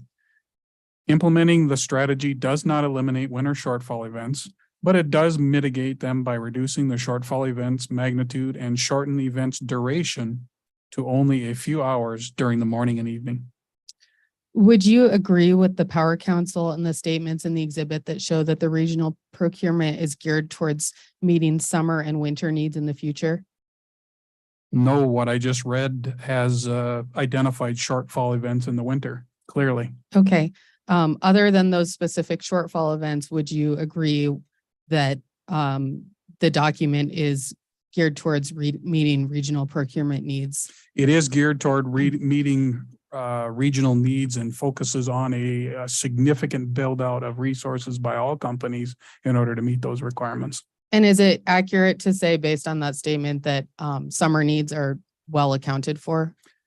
Summer needs typically are easier from a peaking standpoint to account for, because if you build something for winter, typically it is helpful as well in the summer. The contrary is not necessarily true, especially as a specific example. If you have a solar resource, it's excellent in the summer, not very good at all in the winter. So it typically is easier to meet summer peak than a winter peak. Okay, thank you. While assessing the cost effectiveness of the Yellowstone County Generating Station in the portfolio modeling, did Northwestern include regional resource additions with regard to market imports in their analysis, similar to how other utilities in the region conduct their analyses? Any regional resources that are considered for, especially considered for capacity, have to have a path, have to have transmission capability to deliver into Northwestern's footprint. When Northwestern does its evaluation, it would be impossible to guess which resources will come on which paths. So we look at the load service to our particular function as we're serving it in isolation. And then when we run the future RFPs, we identify during that process whether there are additional regional resources that have the capability to serve Northwestern's load. So would it be correct to say that Northwestern did include regional resource additions when making its calculations with regard to the Yellowstone County Generating Station? In the RFP, we absolutely would have included any regional resources that bid into the RFP. Okay. Are you familiar with how other utilities in the region conduct a similar analysis?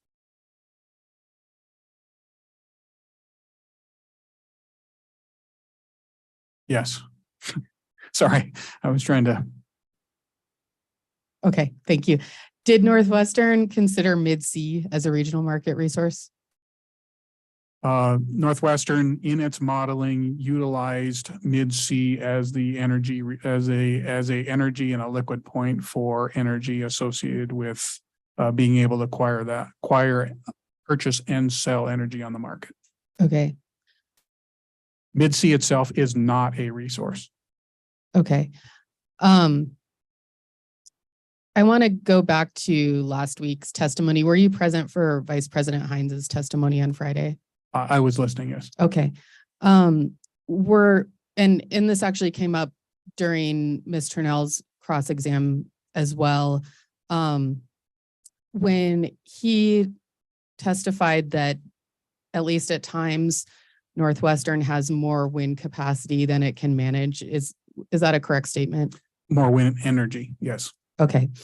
Given that, can you explain, and I asked this question to Mr. Hines as well, and he referred me to you. Can you explain why Northwestern has not provided for a sufficient amount of energy storage to provide firm capacity to take advantage of that excess wind capacity in prior IRP processes? The IRP identifies the most cost-effective group of resources, proxy resources, in order to fulfill its portfolio. Through the RFP process that we ran, we did identify a storage resource for our portfolio. Unfortunately, it wasn't able to be completed. So there is storage identified not only in the IRP, but also was identified in the RFP.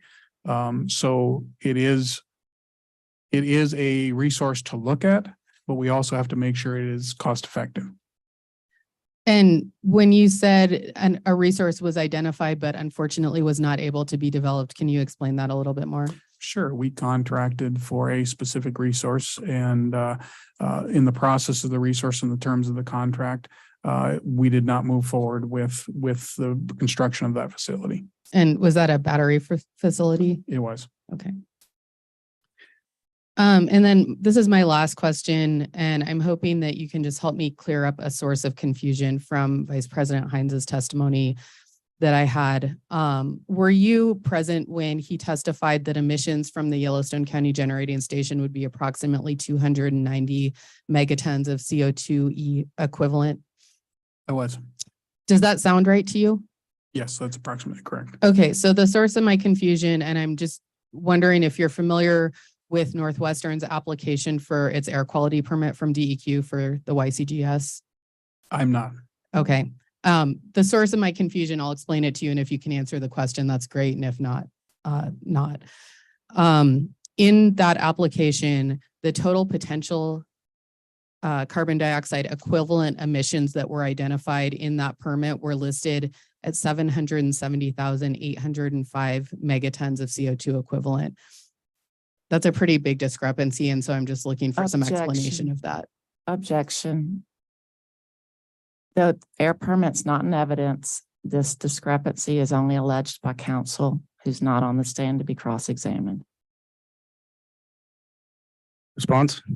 I believe that the question is relevant, given that the Yellowstone County Generating Station is a primary focus of this hearing, but I'll just leave it at that.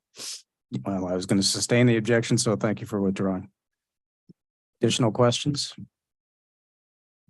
No additional questions. Thank you, Mr. Okay, President. you bet. Mr. Helly? No further questions from us. Thanks. Okay, thank you. All right, commissioners. Vice President Fielder. No questions, Mr. President. Commissioner O'Donnell? Thank you.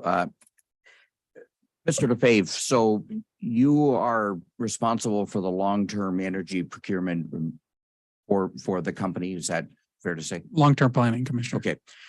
So the RAP program, the energy imbalance market, the coming EDAM market, all of these, as I understand it, are the purpose of it is to assist any participating utility in relying upon other sources that they don't have to generate themselves. Is that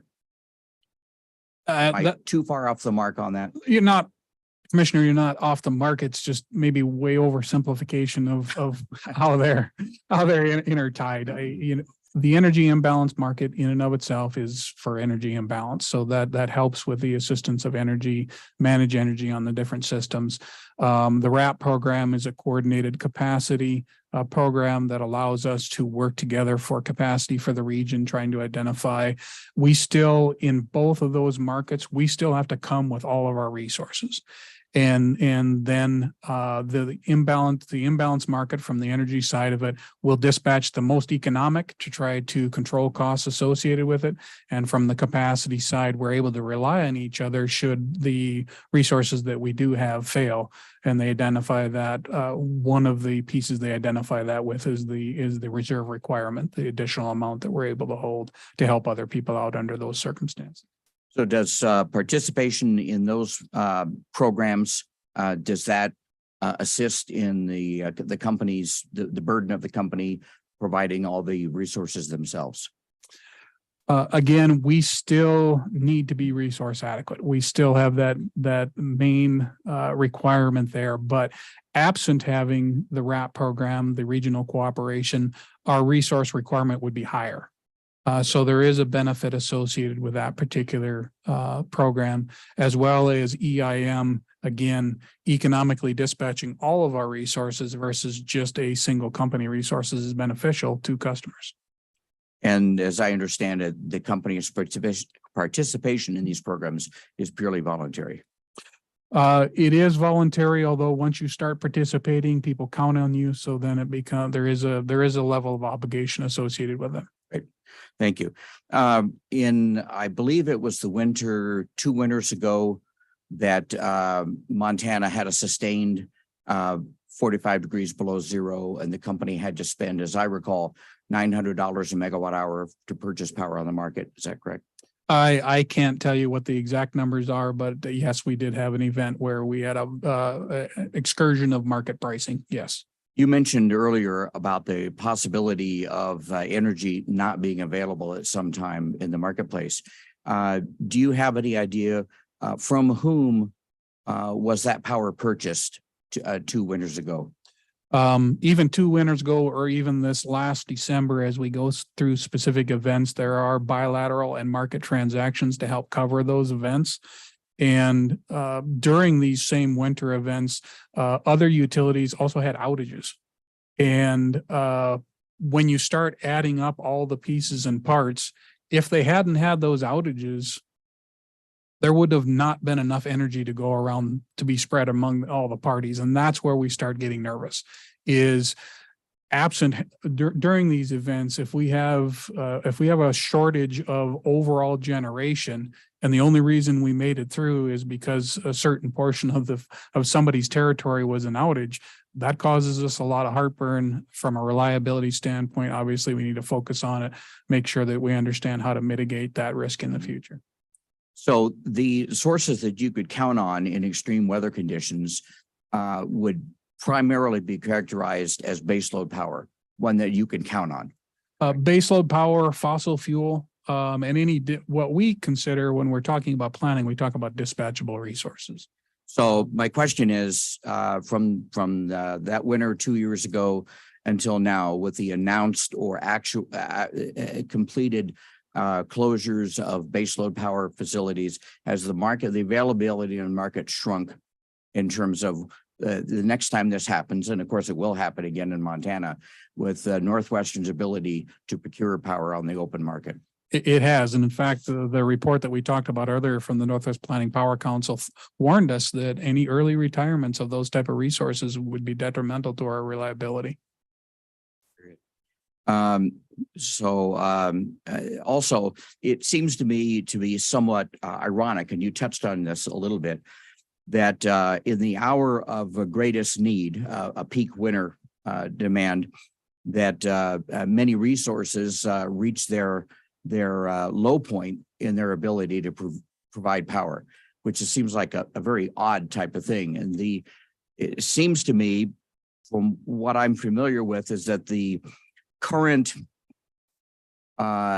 discussion in the overall in the country to address demand periods that go beyond an ability of the utility to provide that power is to what they call demand responses, to ask people to do less. Seems to be odd that in a period when the great need is the greatest, that you're asking people to take less when it's needed the most. It just seems very, very odd to me. So how does the company respond to that from a long-term planning resource? So from a long-term planning resource, if you have a load, a customer that has the ability, process and or some other type of function that they can turn off during those extreme events, then that demand response is, okay, instead of you running along with the rest of this peak period, I'm asking you to turn off that particular process or not operate that particular piece of equipment and allow or enable us to maybe serve less load than we otherwise would have had you stayed on. That's the concept of the demand response. Well, I agree with the concept. Okay. It's just that for the people who need it the most, it's You not can't. available. It's not available. It's very limited. In order, as you look at the resources we work through, and Danny Williams will be up later as we work through the evaluation and the capability and the people that are willing to participate in programs like that. There may be some assistance that could be gained from that. But given our overall peak and the territory that we live in, especially the cold weather climate, it's limited because a lot of our load is heat. One other question having to do with the wildfire mitigation. In terms of long-range planning, it has a lot to do with the ability for additional power to be acquired, to get it here. So is your job tied in with the wildfire mitigation in any large degree, just to make sure that you have the ability to manage? It is, because when you start talking about wildfire mitigation, you're talking about your risk to your transmission system, the risk to deliver across your system. So you start looking at your system in pockets and try to figure out, can I carry certain parts of my system in isolation, absent transmission?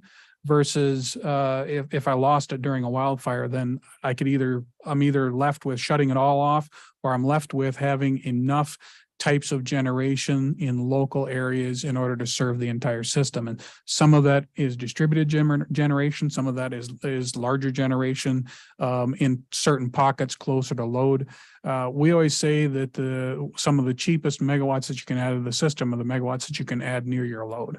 And that's beneficial because you're less reliant on the transmission. Not to say you won't use it, because we talked earlier about the ability to sell some of that generation if the market is correct, or the ability to buy more generation. But if you can put the generation by the load, you're much better off. Thank you. Those are all my questions, Mr. President. Thank you, Commissioner O'Donnell. Commissioner Pinochi? Thank you, Mr. President. I see here, is peak load growing was a question. And it looks like your answer was about 0.6% on average. Does that sound right? That was the calculation that we did last fall. We not included in that calculation. We have a new peak load that came in December of 1316 megawatts. So our peak load continues to grow, and it's actually growing at a fairly large rate. I'm still waiting for the overall calculation, but that will affect it because our previous peak was 1250. That's a fairly significant jump. We know it's going to jump higher because we had a record growth in construction and people moving to Montana. So we're going to blow that right out of the water. So we introduced House Bill 729, which encourages the use of high efficiency power lines, which will cut 1/3 line loss. So if we were to implement those power lines, cutting 1/3 line loss, we're hoping to pay back as in 5 years.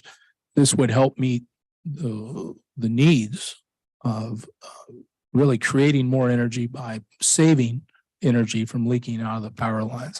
Would you agree with that? Yeah, it's a cost-effective analysis. We have to look at where it makes sense to add those type of lines. And I know Mike testified earlier about that, and they evaluate those type of things in order to try to make the most efficient, but also cost-effective, because those type of wires, bring a price to them.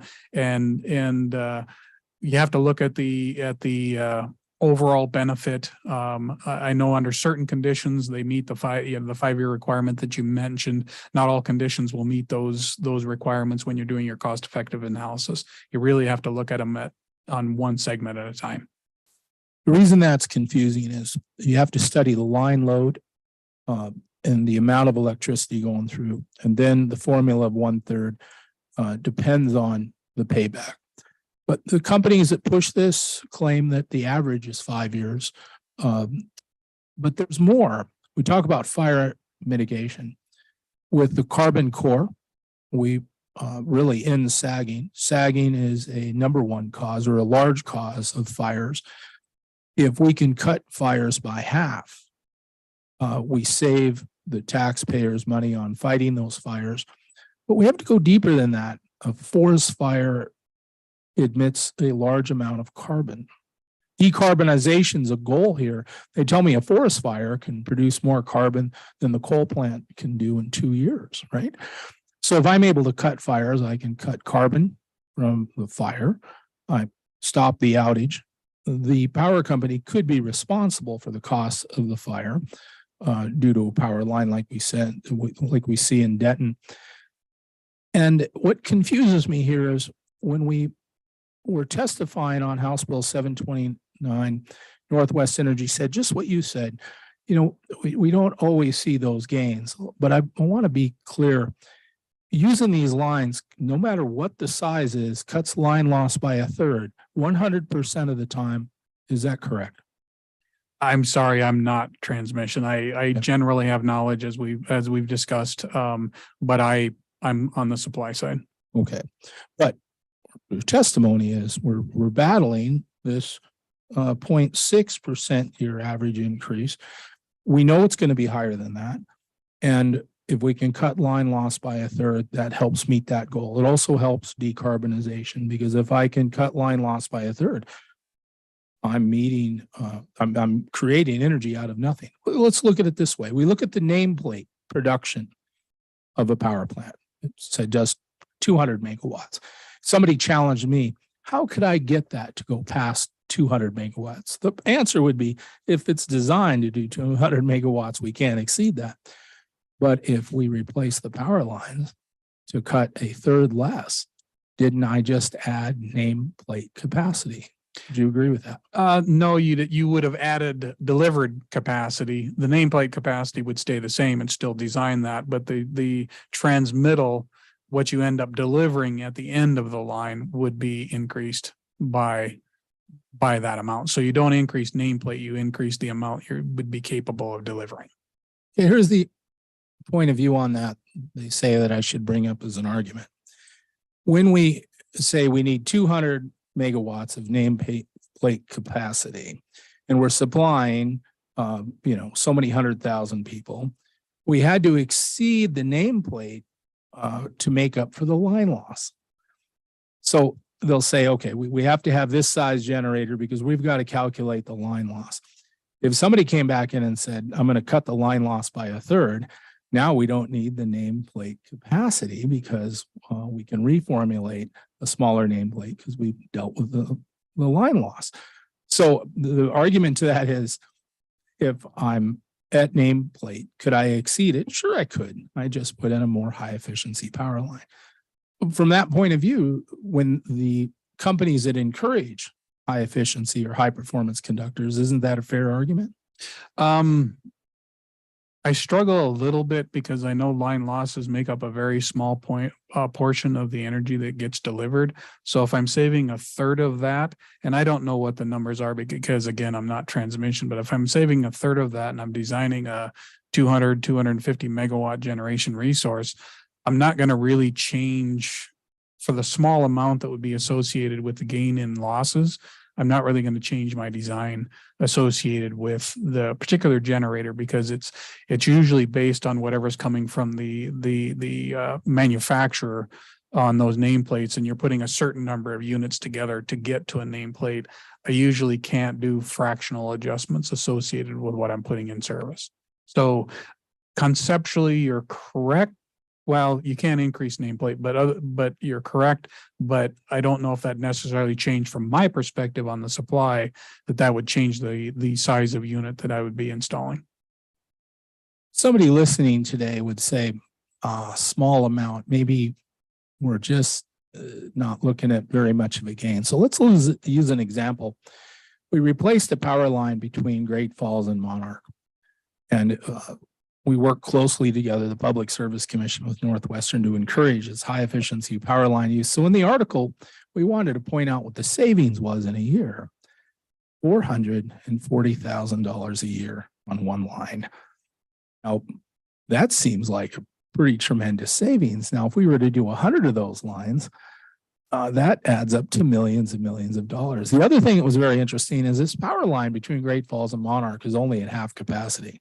Actually, it's less than half capacity. So if it gets to full capacity, the savings could be $1 million a year. If I installed enough of those lines, that would be like adding a generator, right, to the whole grid. Okay. So I want people to understand, I think it was a real success. But the testimony still surprises me. Sometimes it may. No, the line loss savings is always a third. The fire mitigation is always going to be there 7 days a week, 365 days a year. So that savings goes beyond saving the electric. It goes to, battling the fire. All right. So if we get this rate increase, are we going to start implementing these power lines? And the point that I think has to be clear is, I think we're losing money every day. We're not using a high efficiency or high performance conductor. Would you agree with that? Again, that's not my side of the business. I'm on the supply side for the generation. The transmission would be Mike Cashel, and I think he answered something similar to that, but I can't recall.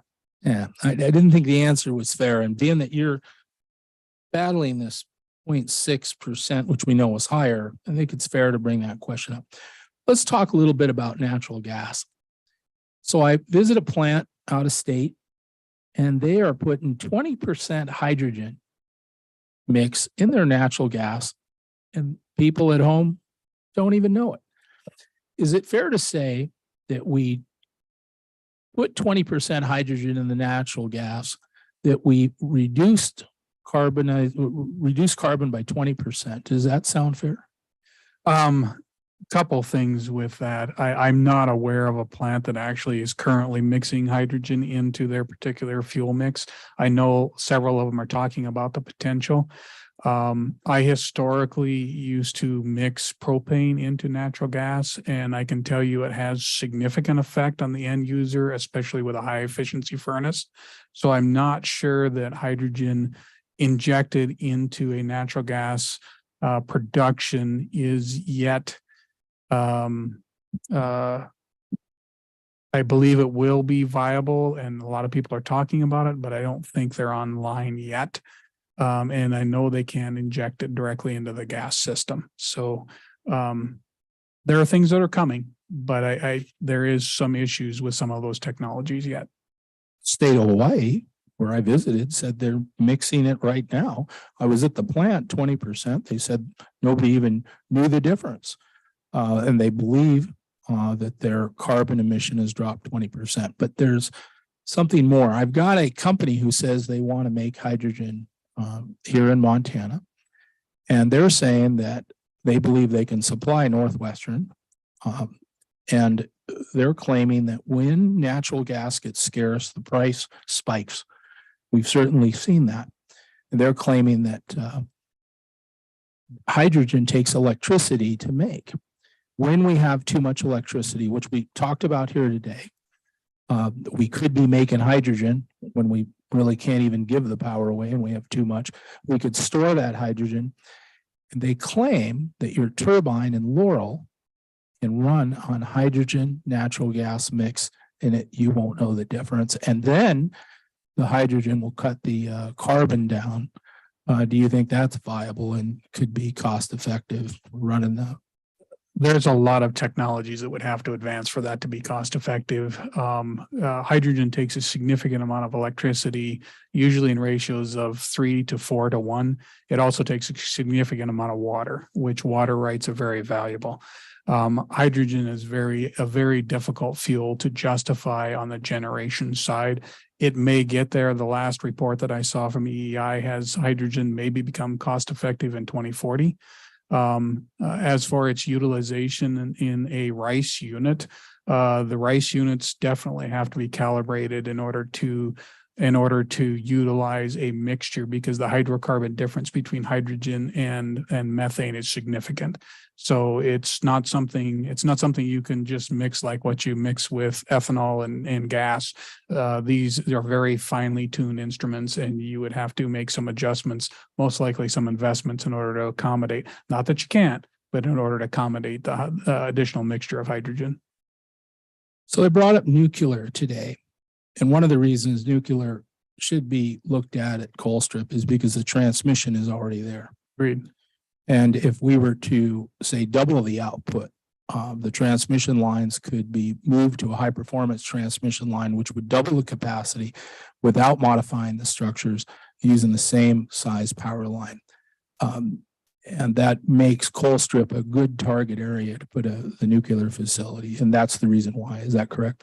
I agree that it is a good target area, and the existing transmission lines are a huge part of that. As far as the rest of how that would work, as far as adjustments to the transmission, I don't do that type of work, so I can't tell you exactly how that would work. It makes sense that there would be a benefit, but there also has to be somebody willing to take the need on the other end. And so goes back to some of the things that Mr. Cashel was talking about on the open seasons of if there's interest and if there's a need, then I think there are some definite opportunities.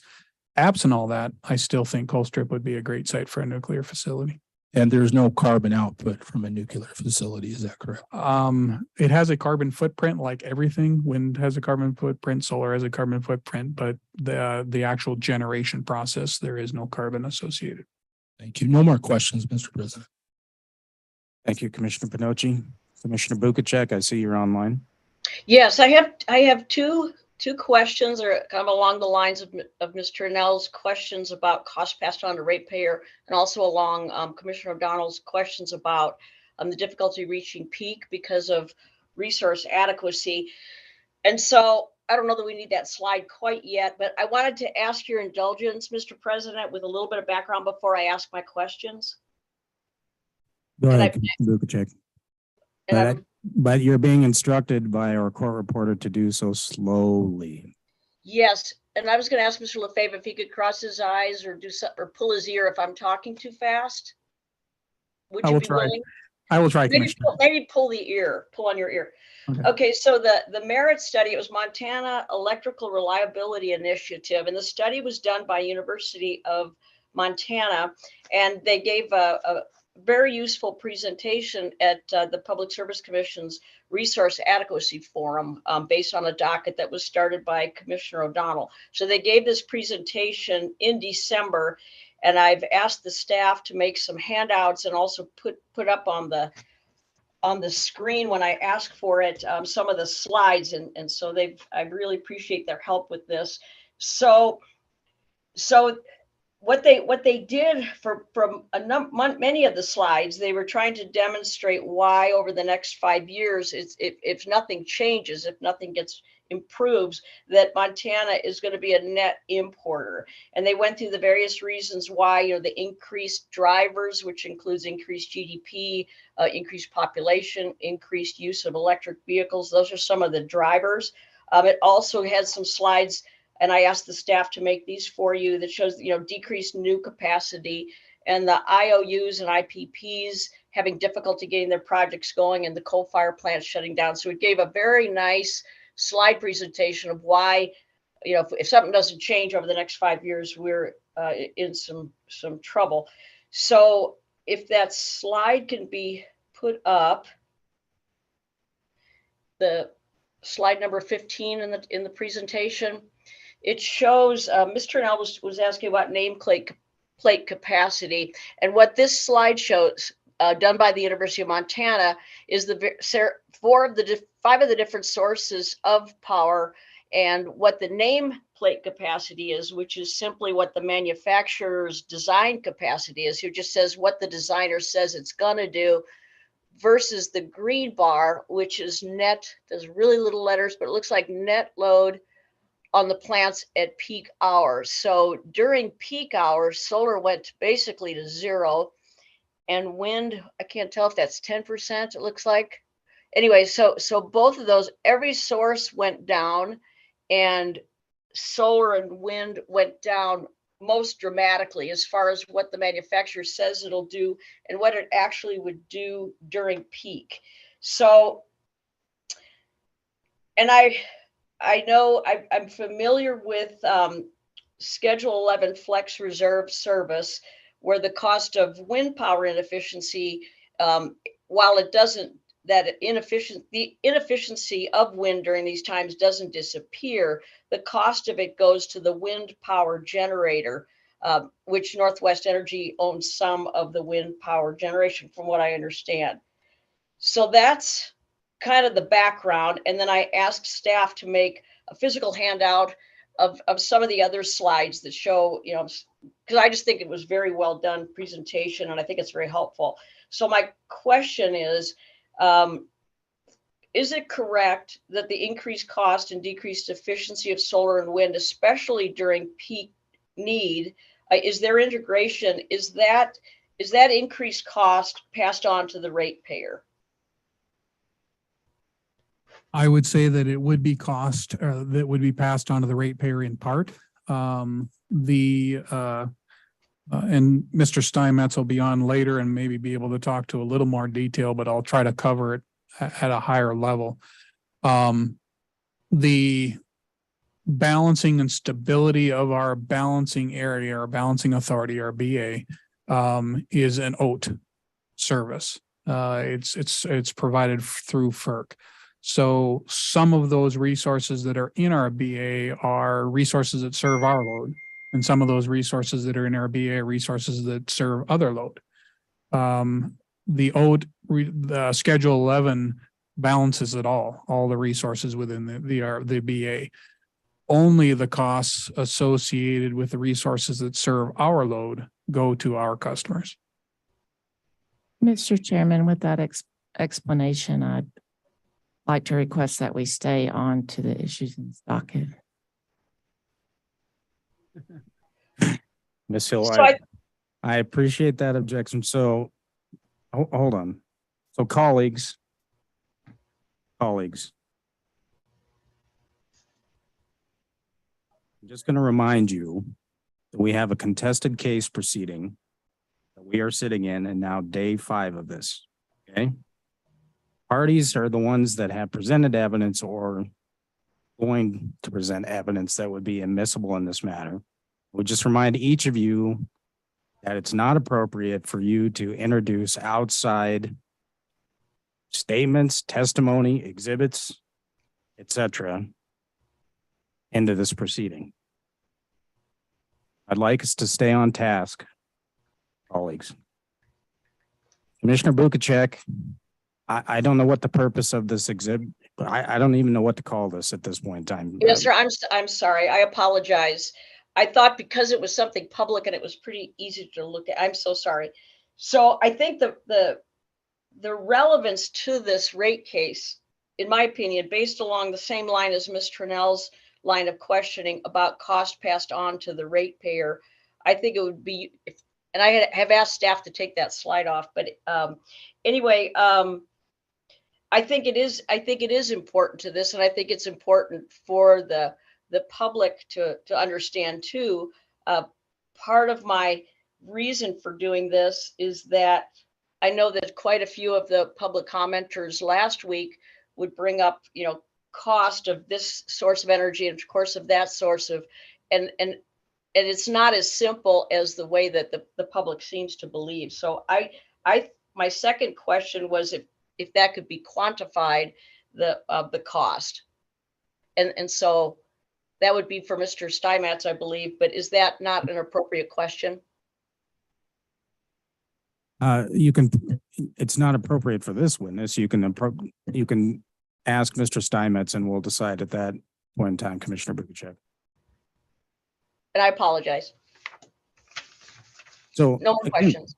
Again, colleagues, I mean, we have commissioner question time that's taking up more time than the parties themselves are asking witnesses.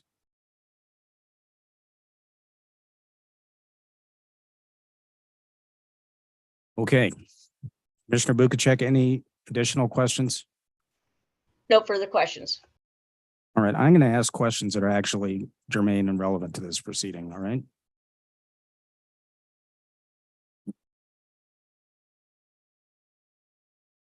Mr. Lafave, good morning. Good morning, Mr. It's President. been a long morning. I'd like you to turn to Exhibit Joint 1, please.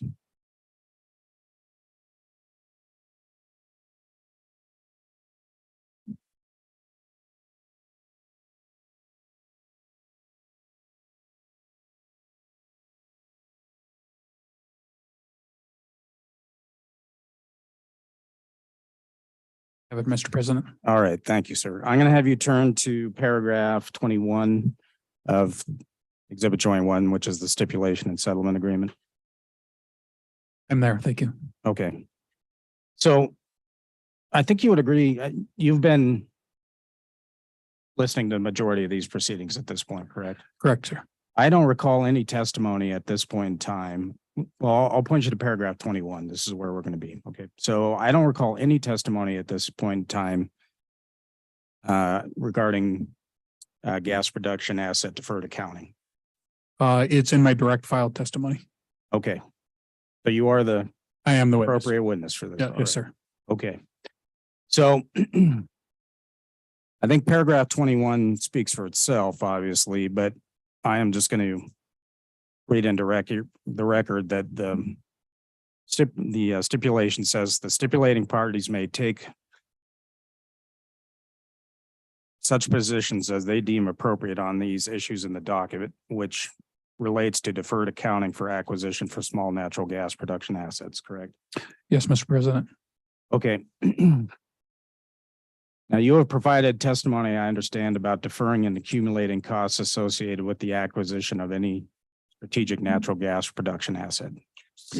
Mr. Chairman, if I can clarify, Mr. Lafave is the supply witness that talks about acquiring the assets, and Mr. Bezina is a financial witness that talks about cost treatment. Okay, I will direct that question to him. All right, well, let's move to page 19 of your testimony, direct testimony.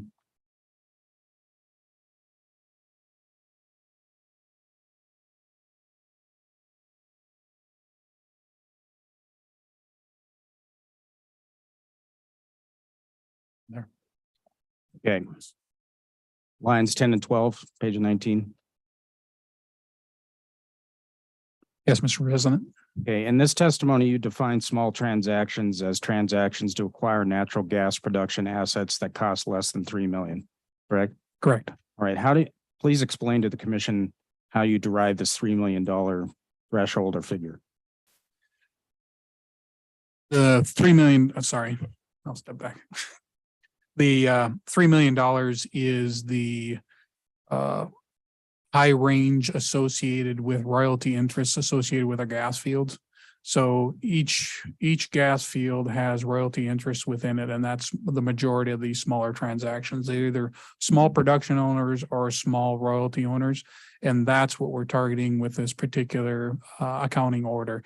And that represents kind of the higher range of facilities that are within that group. Okay, then go to page 20 of your testimony. Correct testimony.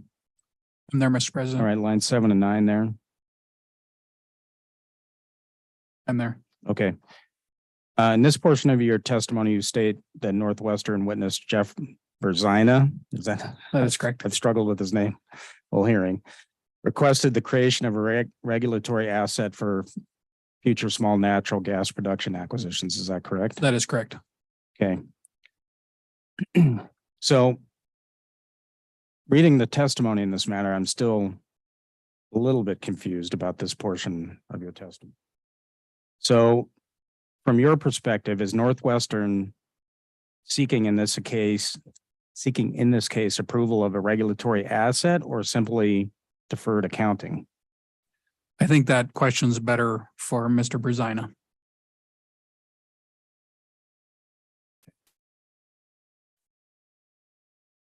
Okay, well, I think that takes care of my questioning for you. Mr. Hamilton? No questions, Mr. President. Okay, back to recross.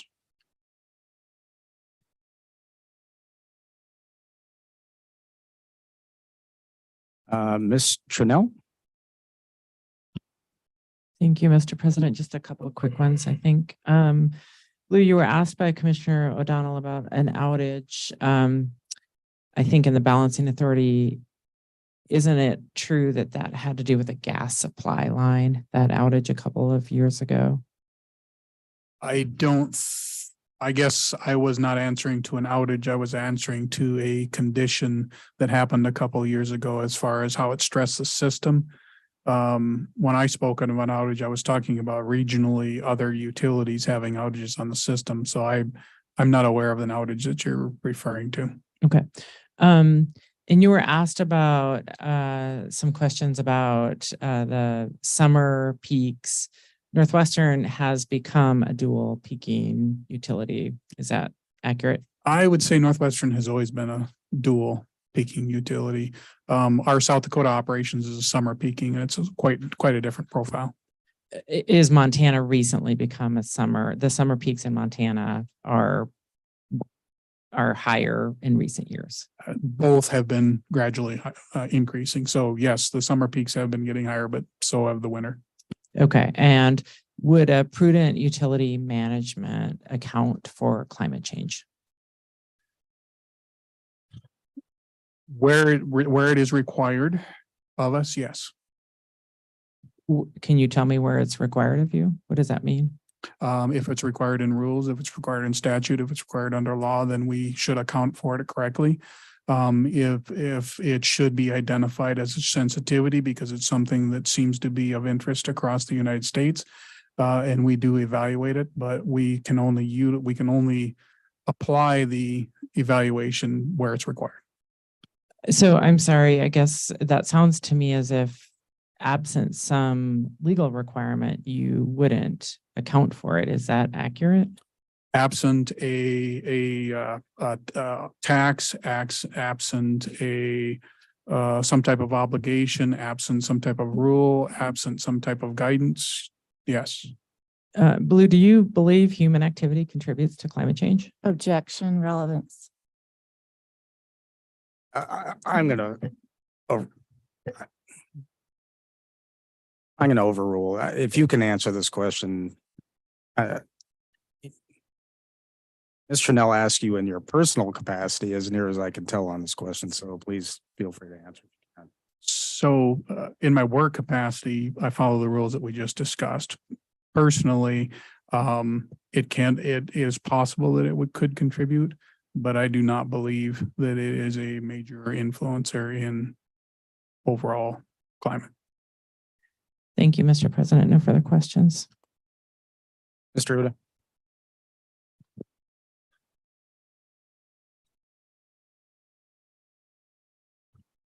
No questions, Mr. Chairman. Thank you, Mr. Uda. Swornbein.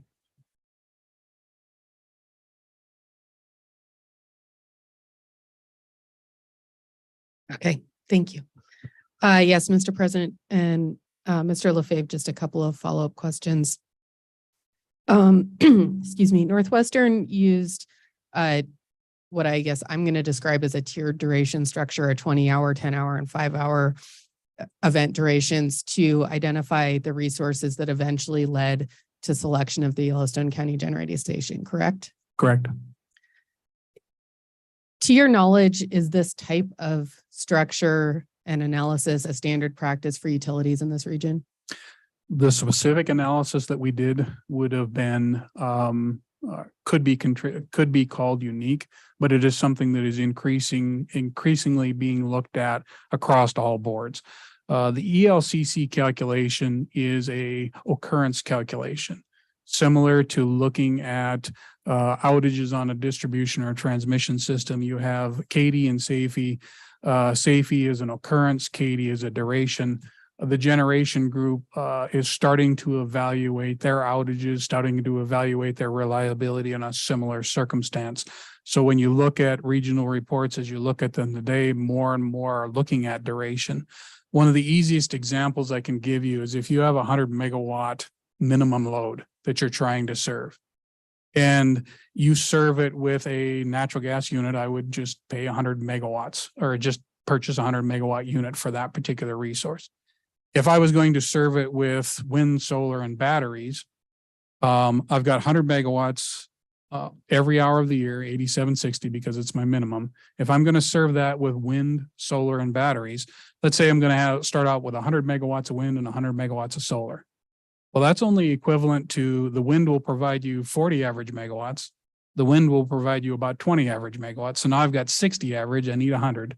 I'm going to add another wind facility. So now I've got 200 megawatts of wind and 100 megawatts of solar to provide it for that 100 megawatt load. And then the solar and the wind aren't always going to be able to provide because it's an average. They can't provide the 100 megawatts, 8760. So then you move to, I need to add some type of storage. Well, what type of storage do I need to add? I know wind and solar will produce at times, because I have 300 total megawatts, it'll produce 300 megawatts at times. Other times it's going to produce 0. And we saw 0 in a couple of recent events for long periods of time. In fact, the February event that was mentioned earlier, that was over 72 hours of 0 from those two resources. So if I have wind and solar and I'm adding a battery to provide it, I need enough battery to provide coverage for that 72 megawatts. That's duration. That's what we're talking about, trying to figure out how much of a duration I need from a storage or a dispatchable resource to cover gaps when those resources are not producing electricity. And if you think about it from an overall cost value, going back to Commissioner Bukacek's earlier discussion, I am now adding 100 megawatts of 72-hour battery or 1,800 megawatts of 4-hour battery, depending on how you want to look at it, because they're the same. And I'm adding 100 megawatts of solar and 200 megawatts of wind that are equivalent to a 100 megawatt unit. That's where the finance starts to show itself. And this is a really simple example for duration, a really simple example for costing, because now I throw in complications of average load, peak load, frequency, all of that goes into the planning, and we have to take into account all of that as we go through the process. Okay, thank you. You mentioned something that I was planning to follow up on in any case, which is the February 2021 cold weather event. I'm curious if that event was the basis for using this approach, which you have acknowledged is not standard practice for utilities across the region. It's a developing practice, standard practice, probably not yet, but it will be. The 2021 event would have been something that give us confidence in how we were developing it, but the duration requirements were developed in the 2019-2020 supplemental prior to that event. Okay. And are you aware whether other utilities usually do capacity optimization modeling that look at different characteristics of all resources rather than artificially creating these duration structures? We actually utilize ARS in our planning, which is a capacity planning model that takes into account characteristics, but it does give evidence to duration. The only way you can quantify what's coming out of those models is to describe it in the tiers that we're talking about when we run the RFP. Okay. And going back to my question, are you aware of whether other utilities in the region use capacity optimization modeling? I can't definitively point, but I would say most use capacity optimization modeling. Okay. Last question. Are you aware that the 2021 power plan projects that regional market prices will fall as regional utilities add more resources?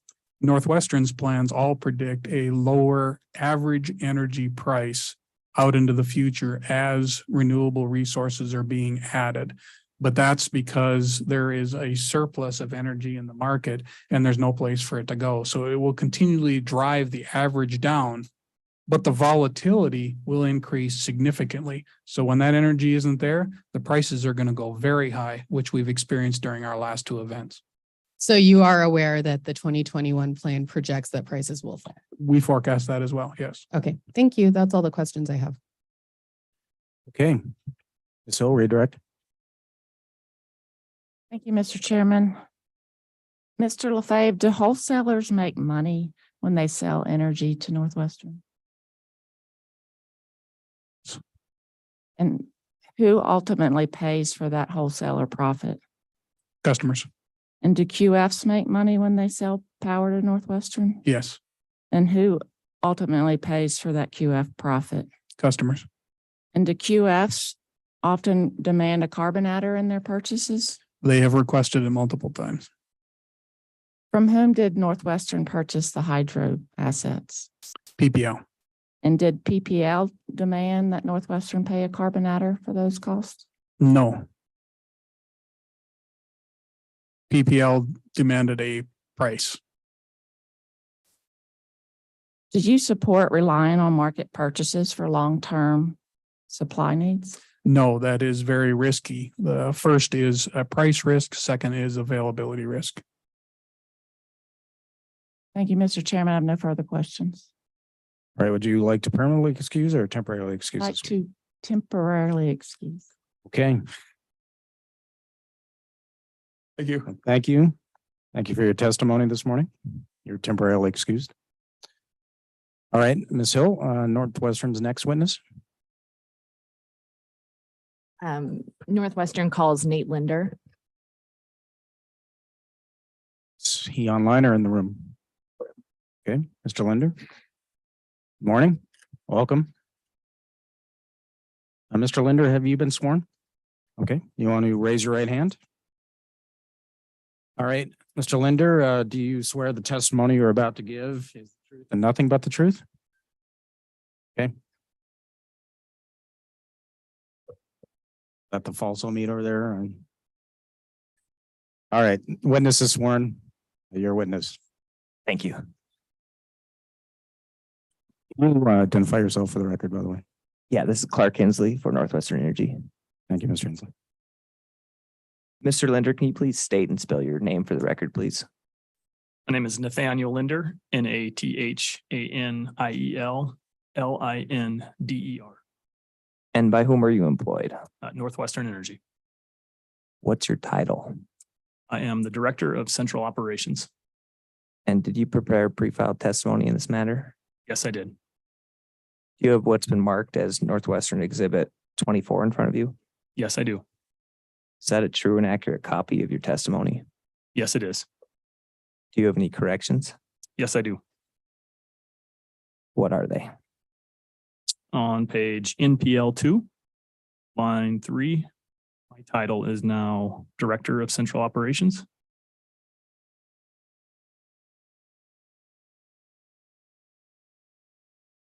And page NPL 10. The first sentence starting on line 16 and continuing on to 17 should be deleted. Thank you. Northwestern would move exhibit Northwestern Energy 24 into the record. As corrected. Thank you. Is there any objection to the admission of Northwest Energy 24 as corrected or amended? Seeing none, Northwest 24 as amended is admitted. Chairman Brown, I'd like to open my witness for cross-examination. Okay. Looks like we have one party that would like to spend significant time with this witness, so I think we'll just try to push it as close to the noon hour as we can and then break at that point in time. Mr. Brown? No questions. Mr. Nelson? Captain Duffy? No questions. Thank you. Mr. Trinnell?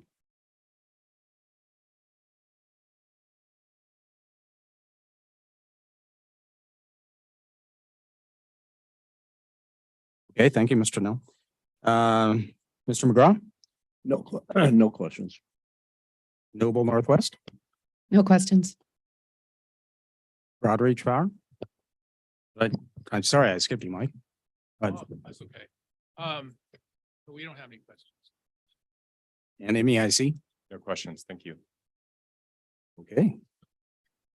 Commissioner questions that are relevant to the point? All right, Vice President Fielder, No questions, Mr. President. Commissioner O'Donnell. Commissioner Pinochi. Thank you, Mr. President.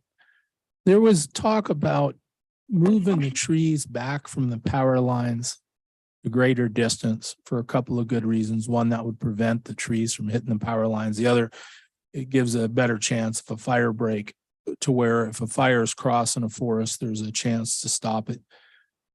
Was there a bill or any movement on getting that done? And who's been arguing with it? I understand it's the National Forest Service, but when the state, and a lot of questions here, we'll start with that and then I'll follow up. Go ahead. Great question, Commissioner. I'm not specifically aware of any legislation currently in session or past sessions about increasing the right-of-way width. I would say that we work closely with both private or all parties, private, federal, state, on being sure that we are clearing to a distance that is adequate for the power line. You feel this is legislation the Public Service Commission and Northwestern Energy could work on together in the next session? Yes, I believe we could work together on this if it was needed. Sure. They tell me that the National Forest Service is more difficult to work with on these guidelines than when the state manages forest. Do you agree? What are your thoughts there? We've had a long-standing and great relationship with our national forests, and we continue to do so going forward. They've been great partners in the maintenance work we've been doing. When I was visiting the high efficiency power lines put in between Great Falls and Monarch, it seemed like there was some difficulty working with the Forest Service on that project. And it just seems common sense that if a tree can fall and hit a power line, we have to cut those trees down so when they fall, they can't hit the structure or power line. And I don't feel on that project we were meeting that. But back to my question, do you think the state is easier to deal with when they manage forest over the National Forest Service? And I don't know the answer. I'm just wanting to be clear because I keep hearing that when the state manages the forest, we're doing a better job than national. What is your opinion to that? I'm not sure I'd characterize it directly that way. I would say the state agencies, our utility foresters that are on staff have a really good relationship with them. The federal forests tend to have a little bit more turnover, maybe into their regional offices. And so we have to reestablish maybe some of those relationships on an ongoing basis. So if there's any difficulty, it's just maintaining that good working relationship. They tell me that there are some people that are out there cutting trees down for lumber. They're wanting to continue that business. Do you think it can be done to where somebody who's cutting trees down, taking them to the lumber mill would want to make a deal with Northwestern to do that, where the ratepayer in Northwestern wouldn't have to pay because there is a company or perhaps the possibility someone would be able to remove those trees if the contract, say, warranted where they could be profitable? What I would say is any maintenance based work in or along our power lines has to be completed by somebody that is qualified to do that work near power lines. Most logging operations do not have that qualification. So that would be maybe one barrier to that type of approach. But that if they were to, look into possibly becoming qualified, then we maybe could work with them. It would be important that if we had a power line that wouldn't sag and would be fire resistant to help what you do, because fires are what we're trying to prevent. Is that correct? Yeah, the risk with wildfire is increasing as we're experiencing our forest, as we're gaining more situational awareness around us. And certainly conductor movement is one of those components. So it would be important to you that we consider advanced reconductoring to prevent fires. Is that a fair statement? My knowledge is just on the vegetation management side of things, and we do not really get into the transmission and distribution design components that are actually used as our power lines. Thank you. No more questions, Mr. President. Thank you, Commissioner Pinochi. Commissioner O'Donnell, I understand you do have a question. Thank you. Excuse me for forgetting my question earlier. All the testimony, I don't know if it was yours in particular, but you, Mr. Bailey and others referred to this as a very, very comprehensive wildlife mitigation program involving quite a few additional employees and a lot of services on there. And they made the case that this would be very beneficial to the company for protecting transmission lines and just overall performance. What is your opinion in terms of the stipulation, which basically eliminates all the presentations of the wildfire mitigation program? Will that be detrimental to the company?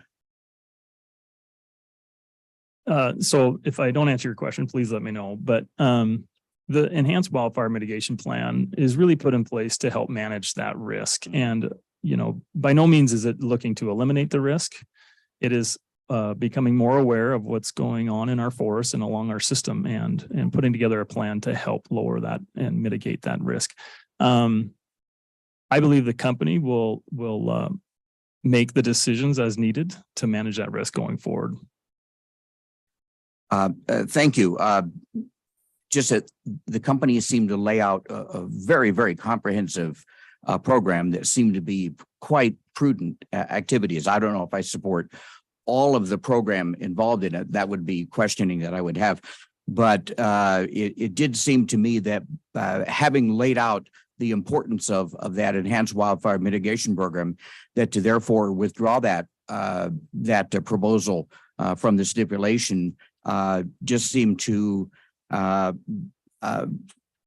really counteract the significance of that to the company and therefore to ratepayers and the obligation of the company. So you may respond if you wish.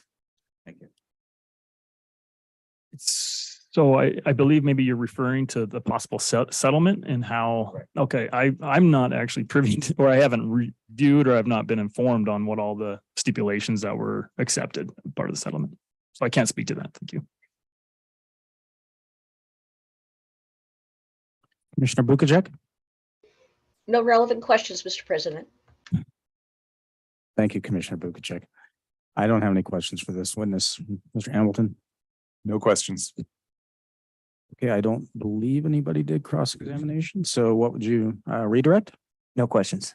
Okay, what would you like to do with this witness? Chairman Brown, may we please permanently excuse this witness? Sure. Is there any objection to permanently excusing this witness? Seeing none. All right. Thank you for your time.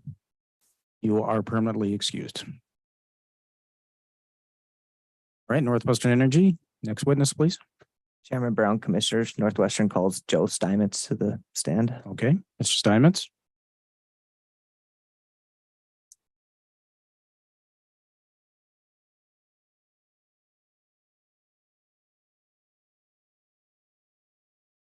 Mr. Steinmetz. Morning. Have you been sworn? Okay, would you raise your right hand? Do you swear the testimony you're about to give is the truth and nothing but the truth? Okay, thank you. The witness is sworn. You're a witness. Thank you. Mr. Steinmetz, can you please state and spell your name for the record, please? Sure. My name is Joe, actually Joseph, Joseph, Steinmetz, Stimatz. And by whom are you employed? Northwestern Energy, What's your title? Director of Marketing Operations. Did you prepare pre-filed testimony in this matter? Yes, I did. Do you have what's been marked as Northwestern Exhibit 9 or 19 in front of you? Yes, I do. Is that a true and correct copy of your direct testimony? Yes, it is. Did you also prepare pre-filed rebuttal testimony in this matter? Yes, I did. Do you have what's been marked as Northwestern Exhibit 20 in front of you? I do. Is that a true and correct copy of your rebuttal testimony? Yes, it is. Do you have any corrections to those testimonies? Yes, I have one correction to my direct testimony. On page 2, line 4, I have a correction to my title. I am now the Director of Marketing Operations. With that correction, Chairman Brown, I'd like to move exhibits Northwestern Energy 19 and 20 into the evidentiary record. All right, just to clarify, Northwestern Energy 19 was amended. Yes, The 20 was not, correct? that's correct. Okay, I'm going to do these one at a time then.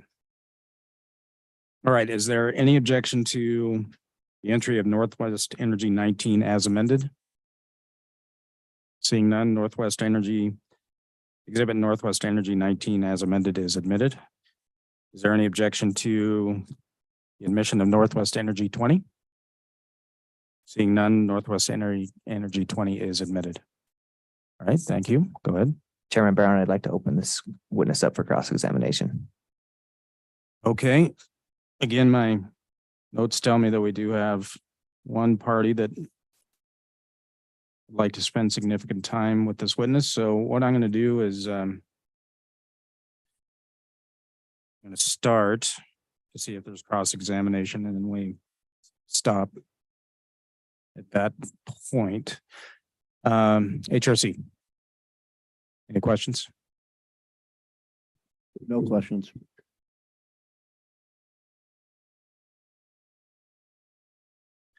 Mr. Uda? I believe you do have questions. Just a few. Okay, well, what we're going to do, Mr. Uda, is, as you have indicated, you would like to spend some time with this witness, is that we're going to go all the way up to the noon hour, and then we'll take a hard break at noon, and we'll see where you're at that point, if that's all right. That's fine, Mr. President. I don't really believe the questions I have take up all that time. Okay, go ahead.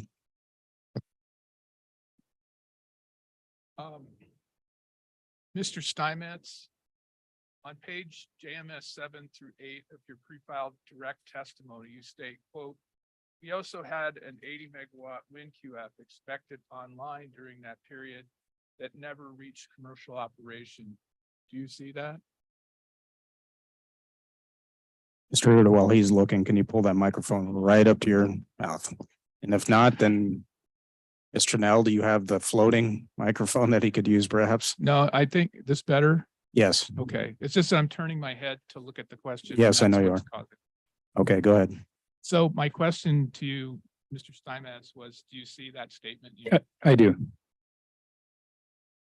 And then you continue on JMS 8 to say, another 80 megawatt QF project was forecast to come online midway through the 2019-2020 period.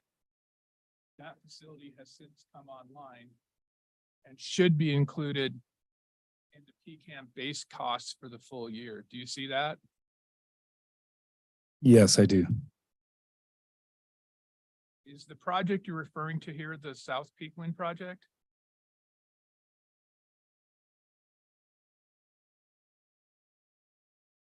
Mr. Uda, that might be correct. I don't recall which facility that was at this time. Like you, I sometimes get them confused, but that sounds like it could be right. Okay. Would you mind checking on that for me just to see what it is?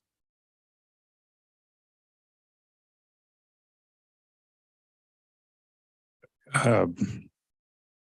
Uda, I can check. I'm not sure what you're asking me to do once I check on that. Well, just to confirm one way or the other, if it is or it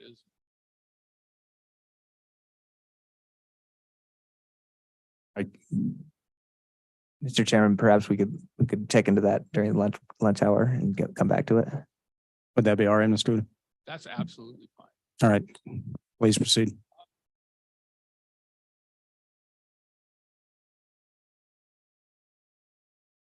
Try this. Mr. Steinmetz, on page JMS 12 of your rebuttal testimony, you make a correction to Northwestern's forecast cost of capacity for inclusion in the PCAM. Is that correct?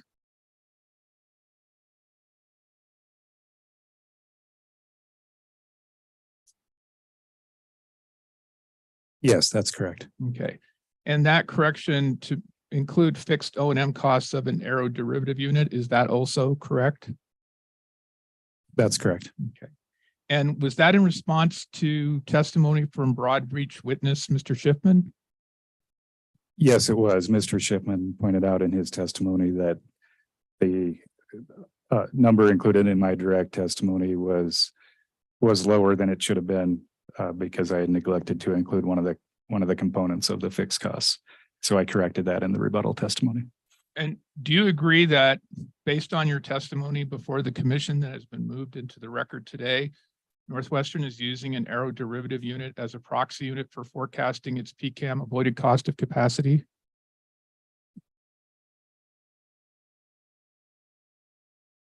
Yes, I believe that's correct. Okay. Do you further agree that your rebuttal testimony states that Northwestern's forecast PCAM cost for capacity purchases is equivalent to $182.51 a kilowatt year? Yes. And is it also correct that the forecast capacity purchase cost reflects a 2021 test year?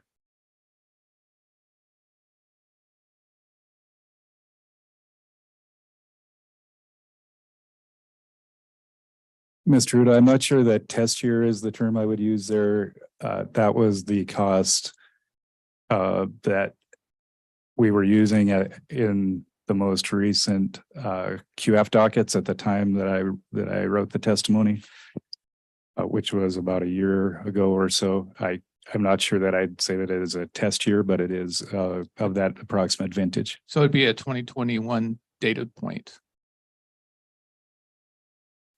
I believe that's correct. I have a reference in my testimony to the docket that came from. I believe it was in 2021.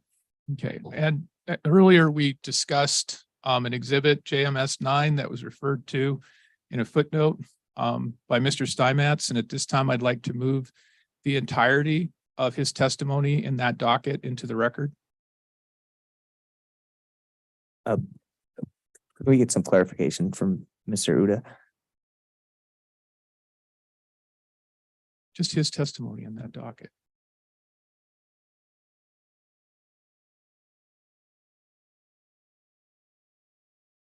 Which docket are you referring to? You know what, now that I think about it, Mr. President, I don't think it's worth it. I'm going to withdraw that request. Thank you, Mr. Uda.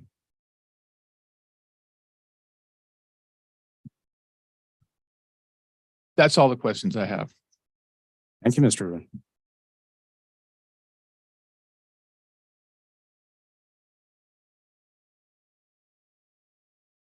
Renewable Northwest, questions for this witness?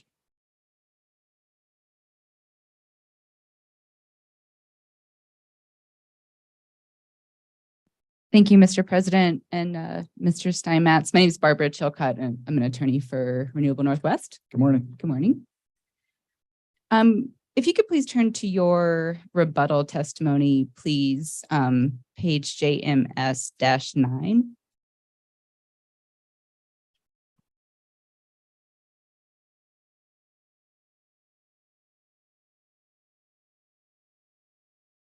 I'm there. Okay. And starting with around line 8 or on line 8, there's a question for you regarding kind of the capacity needs for Northwestern. And your point, I think, that you make in that section is that Renewable Northwest expert Dr. Roy, he basically describes Northwestern's need for capacity as being overstated. And you rebut that testimony. Is that correct?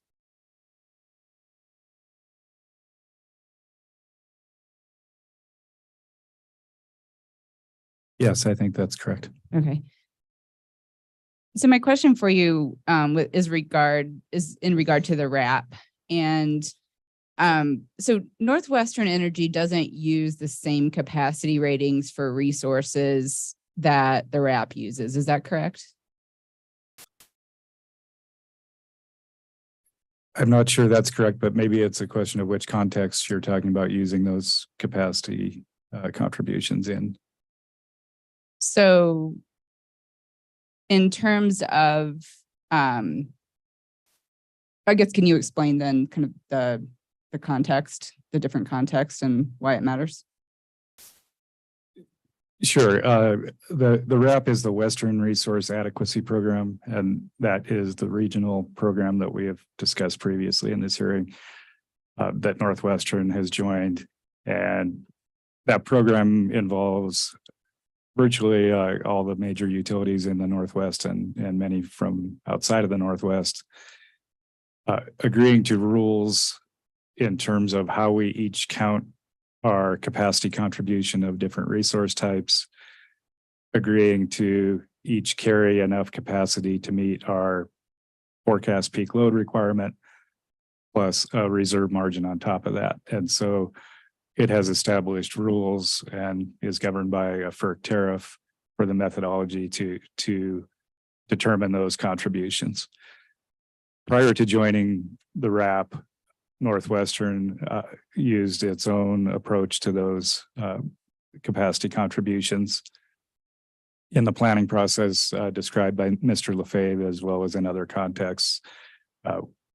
Northwestern had used its own calculations of ELCC, for example, for wind and solar. And now that we're a member of RAP, I think it's a good description to say we are transitioning to the use of the RAP metrics. Thank you. And so when you say you're transitioning to the use of the RAP metrics, so where are you in that process? We are currently a member of RAP and we're in a non-binding phase of that program, but we are calculating our capacity position based on those metrics and using that to look at the upcoming winter and summer peak seasons.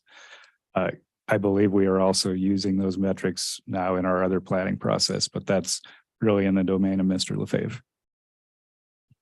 Okay, thanks.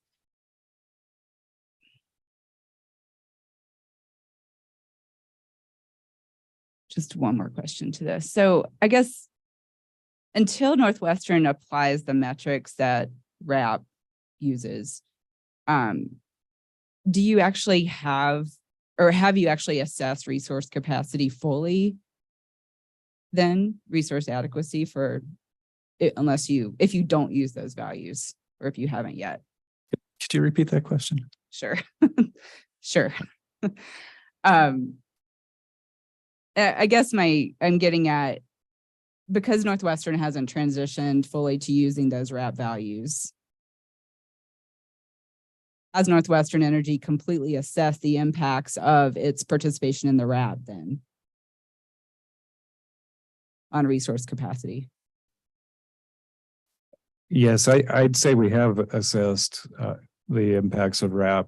We we now see from the program what the contributions of our existing portfolio resources will be, at least in the seasons upcoming for the next winter and the next summer. We know the methodology that the program will use, so we're able to estimate what that contribution will be for new resources. And we're able to see what the load forecasting approach and the planning reserve margin yield. So I'd say we have assessed that. Okay, thanks. So has the modeling from RAP shown that Northwestern now needs a significantly lower planning reserve margin in the summer and modestly higher planning reserve margin in the winter? Margin in the winter, excuse me.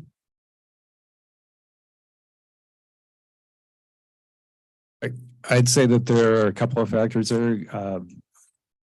Yes, I think overall the summer reserve margin for that program is lower than the winter reserve margin generally. The other reference point is the load forecast. So really what's important is what that total requirement will be, the load forecast plus the planning reserve margin. And so that's really the metric that we need to look at. But as we've discussed, and as Mr. Lafave just mentioned this morning, participation in RAP enables us to carry a lower overall amount of capacity than we would need if we were trying to meet the same level of adequacy on our own. Okay. Is that modest increase in winter planning reserve margin, is that sufficient to justify acquisition of a 175 megawatt capacity resource, in your opinion?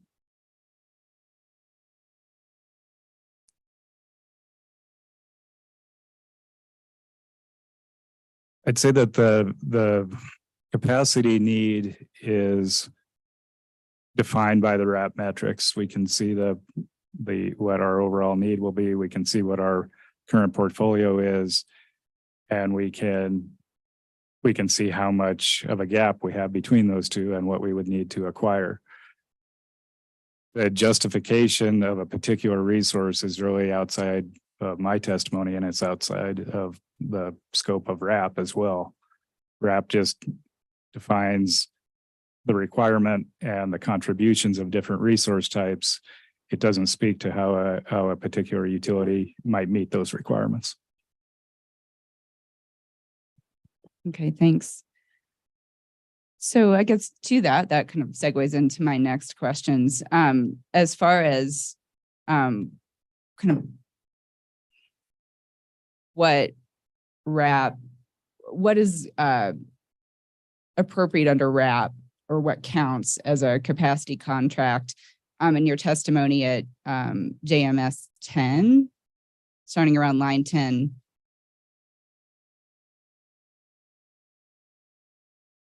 Just let me know when you're there. I'm there. Okay, great.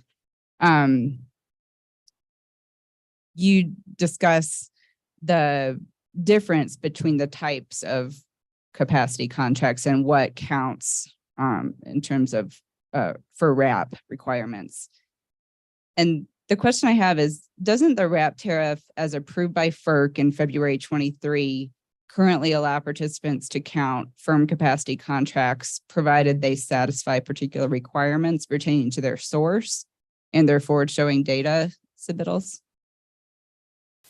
It does, and in fact, we have capacity contracts within our portfolio that we are using to help meet the RAP requirements.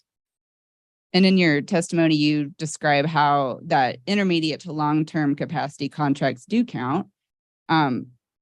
But short-term contracts can also satisfy RAP requirements, right?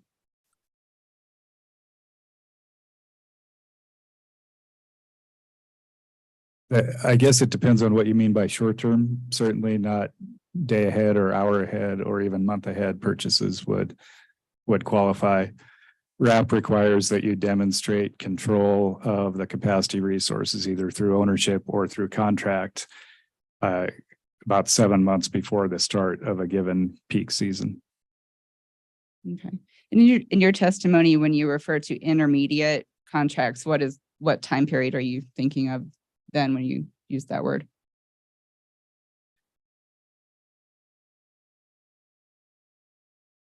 I think that falls in just that category I was describing. Probably you would need to contract at least 7 months in advance prior to the winter or summer peak season beginning. Is that defined anywhere in the RAP or in the, I guess, in the industry? No, the term, I think, intermediate to long-term contracts is not defined by RAP. What is defined is that deadline to make the showing that you have control, and that's 7 months in advance. Sure. Okay, thanks.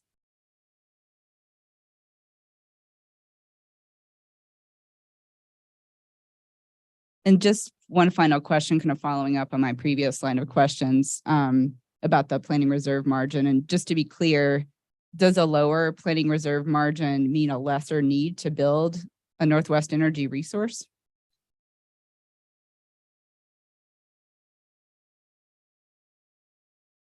Again, the planning reserve margin speaks to the amount of capacity needed. It doesn't speak to whether Northwestern owns that resource or contracts for it.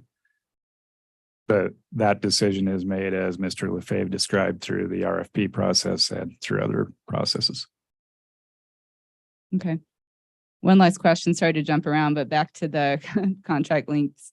If the source of a short-term contract, say, whatever that means to you, is known, can that short-term contract qualify then under the RAP? I think the way I described short-term contracting earlier was something less than 7 months in advance, and I don't think in that case it would qualify. Okay, so even if the source of the generation is known. Right. If Northwestern doesn't have contractual rights to that capacity, then it can't count for the forward showing under RAP, because we don't know if it'll be available or not when the time comes. The party who owns that might sell it to somebody else between now and the time it's needed. That's why the requirement exists, to show contractual control or ownership well in advance of that peak season. Okay, thank you. I have no further questions. Sure. Thank you, Ms. Chilcutt. Mr. Helly? Questions, thank you. Okay, very good. Oh, I'm sorry, Mr. Nell, I overlooked you. I apologize. Just have a couple short ones and I think I can get done before. All right, thank you. I apologize. That's no worries. How are you, Joe? I'm doing well, thanks. On the on page 15 and earlier, I think it was page 8, you talk about a QF resource that didn't come online. Was that Crazy Mountain Wind? The 80 megawatt wind project that didn't come online? Do you know? This is my direct testimony? Yeah. Yep. Mr. Ruda asked me that very question and I told him I didn't recall. He asked if I could check on it. I think he was asking about the one that did come Oh, online. I apologize. No worries. I don't remember either, and I will check on Great. that one as well. Great. And the one that I think there is one that did come online, a solar 80 megawatt. Is that, you said you expected it to be online in December of 2022. Did it come online? Yes, it did. And which project was that? That's the MT Sun or Montana Sun Great. facility. Great. And the QFs, just to clarify, as you have them set out as a portion of the PCAM cost, just to clarify, the QFs are only paid when they're actually producing, correct?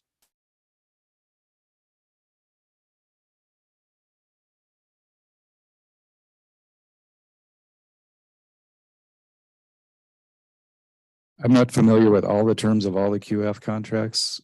I think generally it's the case they get both energy and capacity payments. I don't know if those are paid based on the energy output alone or if they are paid a fixed capacity price in all cases. Okay. Fair to say the capacity payments are quite small.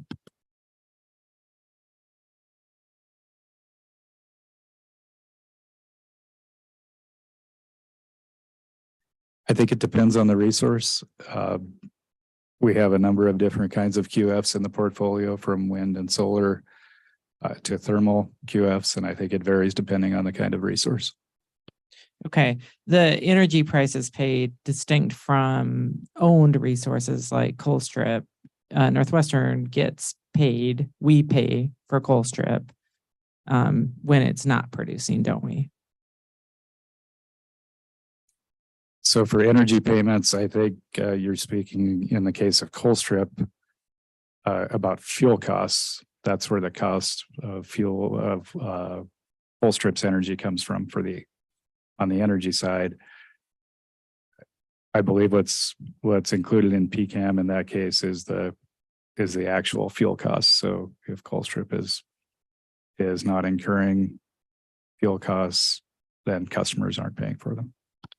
Just to clarify, I'm sorry, I want to clarify. If Colstrip or the gas plant or Spancop are in rate base and those facilities are not actually producing any energy or value to Montana customers, we still pay the rate base allocated costs of those plus a profit to Northwestern, don't we? Just object. I don't believe this witness testifies to any rate base or finance issues. Mr. Nell? Well, he can answer, I think, if he knows. And that's my last question. I'll overrule. Go ahead, to the extent you know. My understanding is that the fixed costs are included in base rates, whether the unit is dispatched or not. Similar to how capacity contracts work in the PCAM, we pay those counterparties the fixed costs regardless of whether we call on energy from those facilities. Thank you, Mr. President. I don't have any further questions. Thanks, Joe. All right, thank you, Mr. Nell. So I got off on my order and I apologize. Confusion that is. Mr. Brown, did you have any question for this witness? No questions. Mr. Nelson? Captain Duffy? All right, did I miss anybody? Okay, so I think it's 12:01. What we'll do is I think we'll take hour and 15-minute lunch now. And then when we pick up at 1:15, we will resume with commissioner questioning. So time is 12:02. We will go off the record.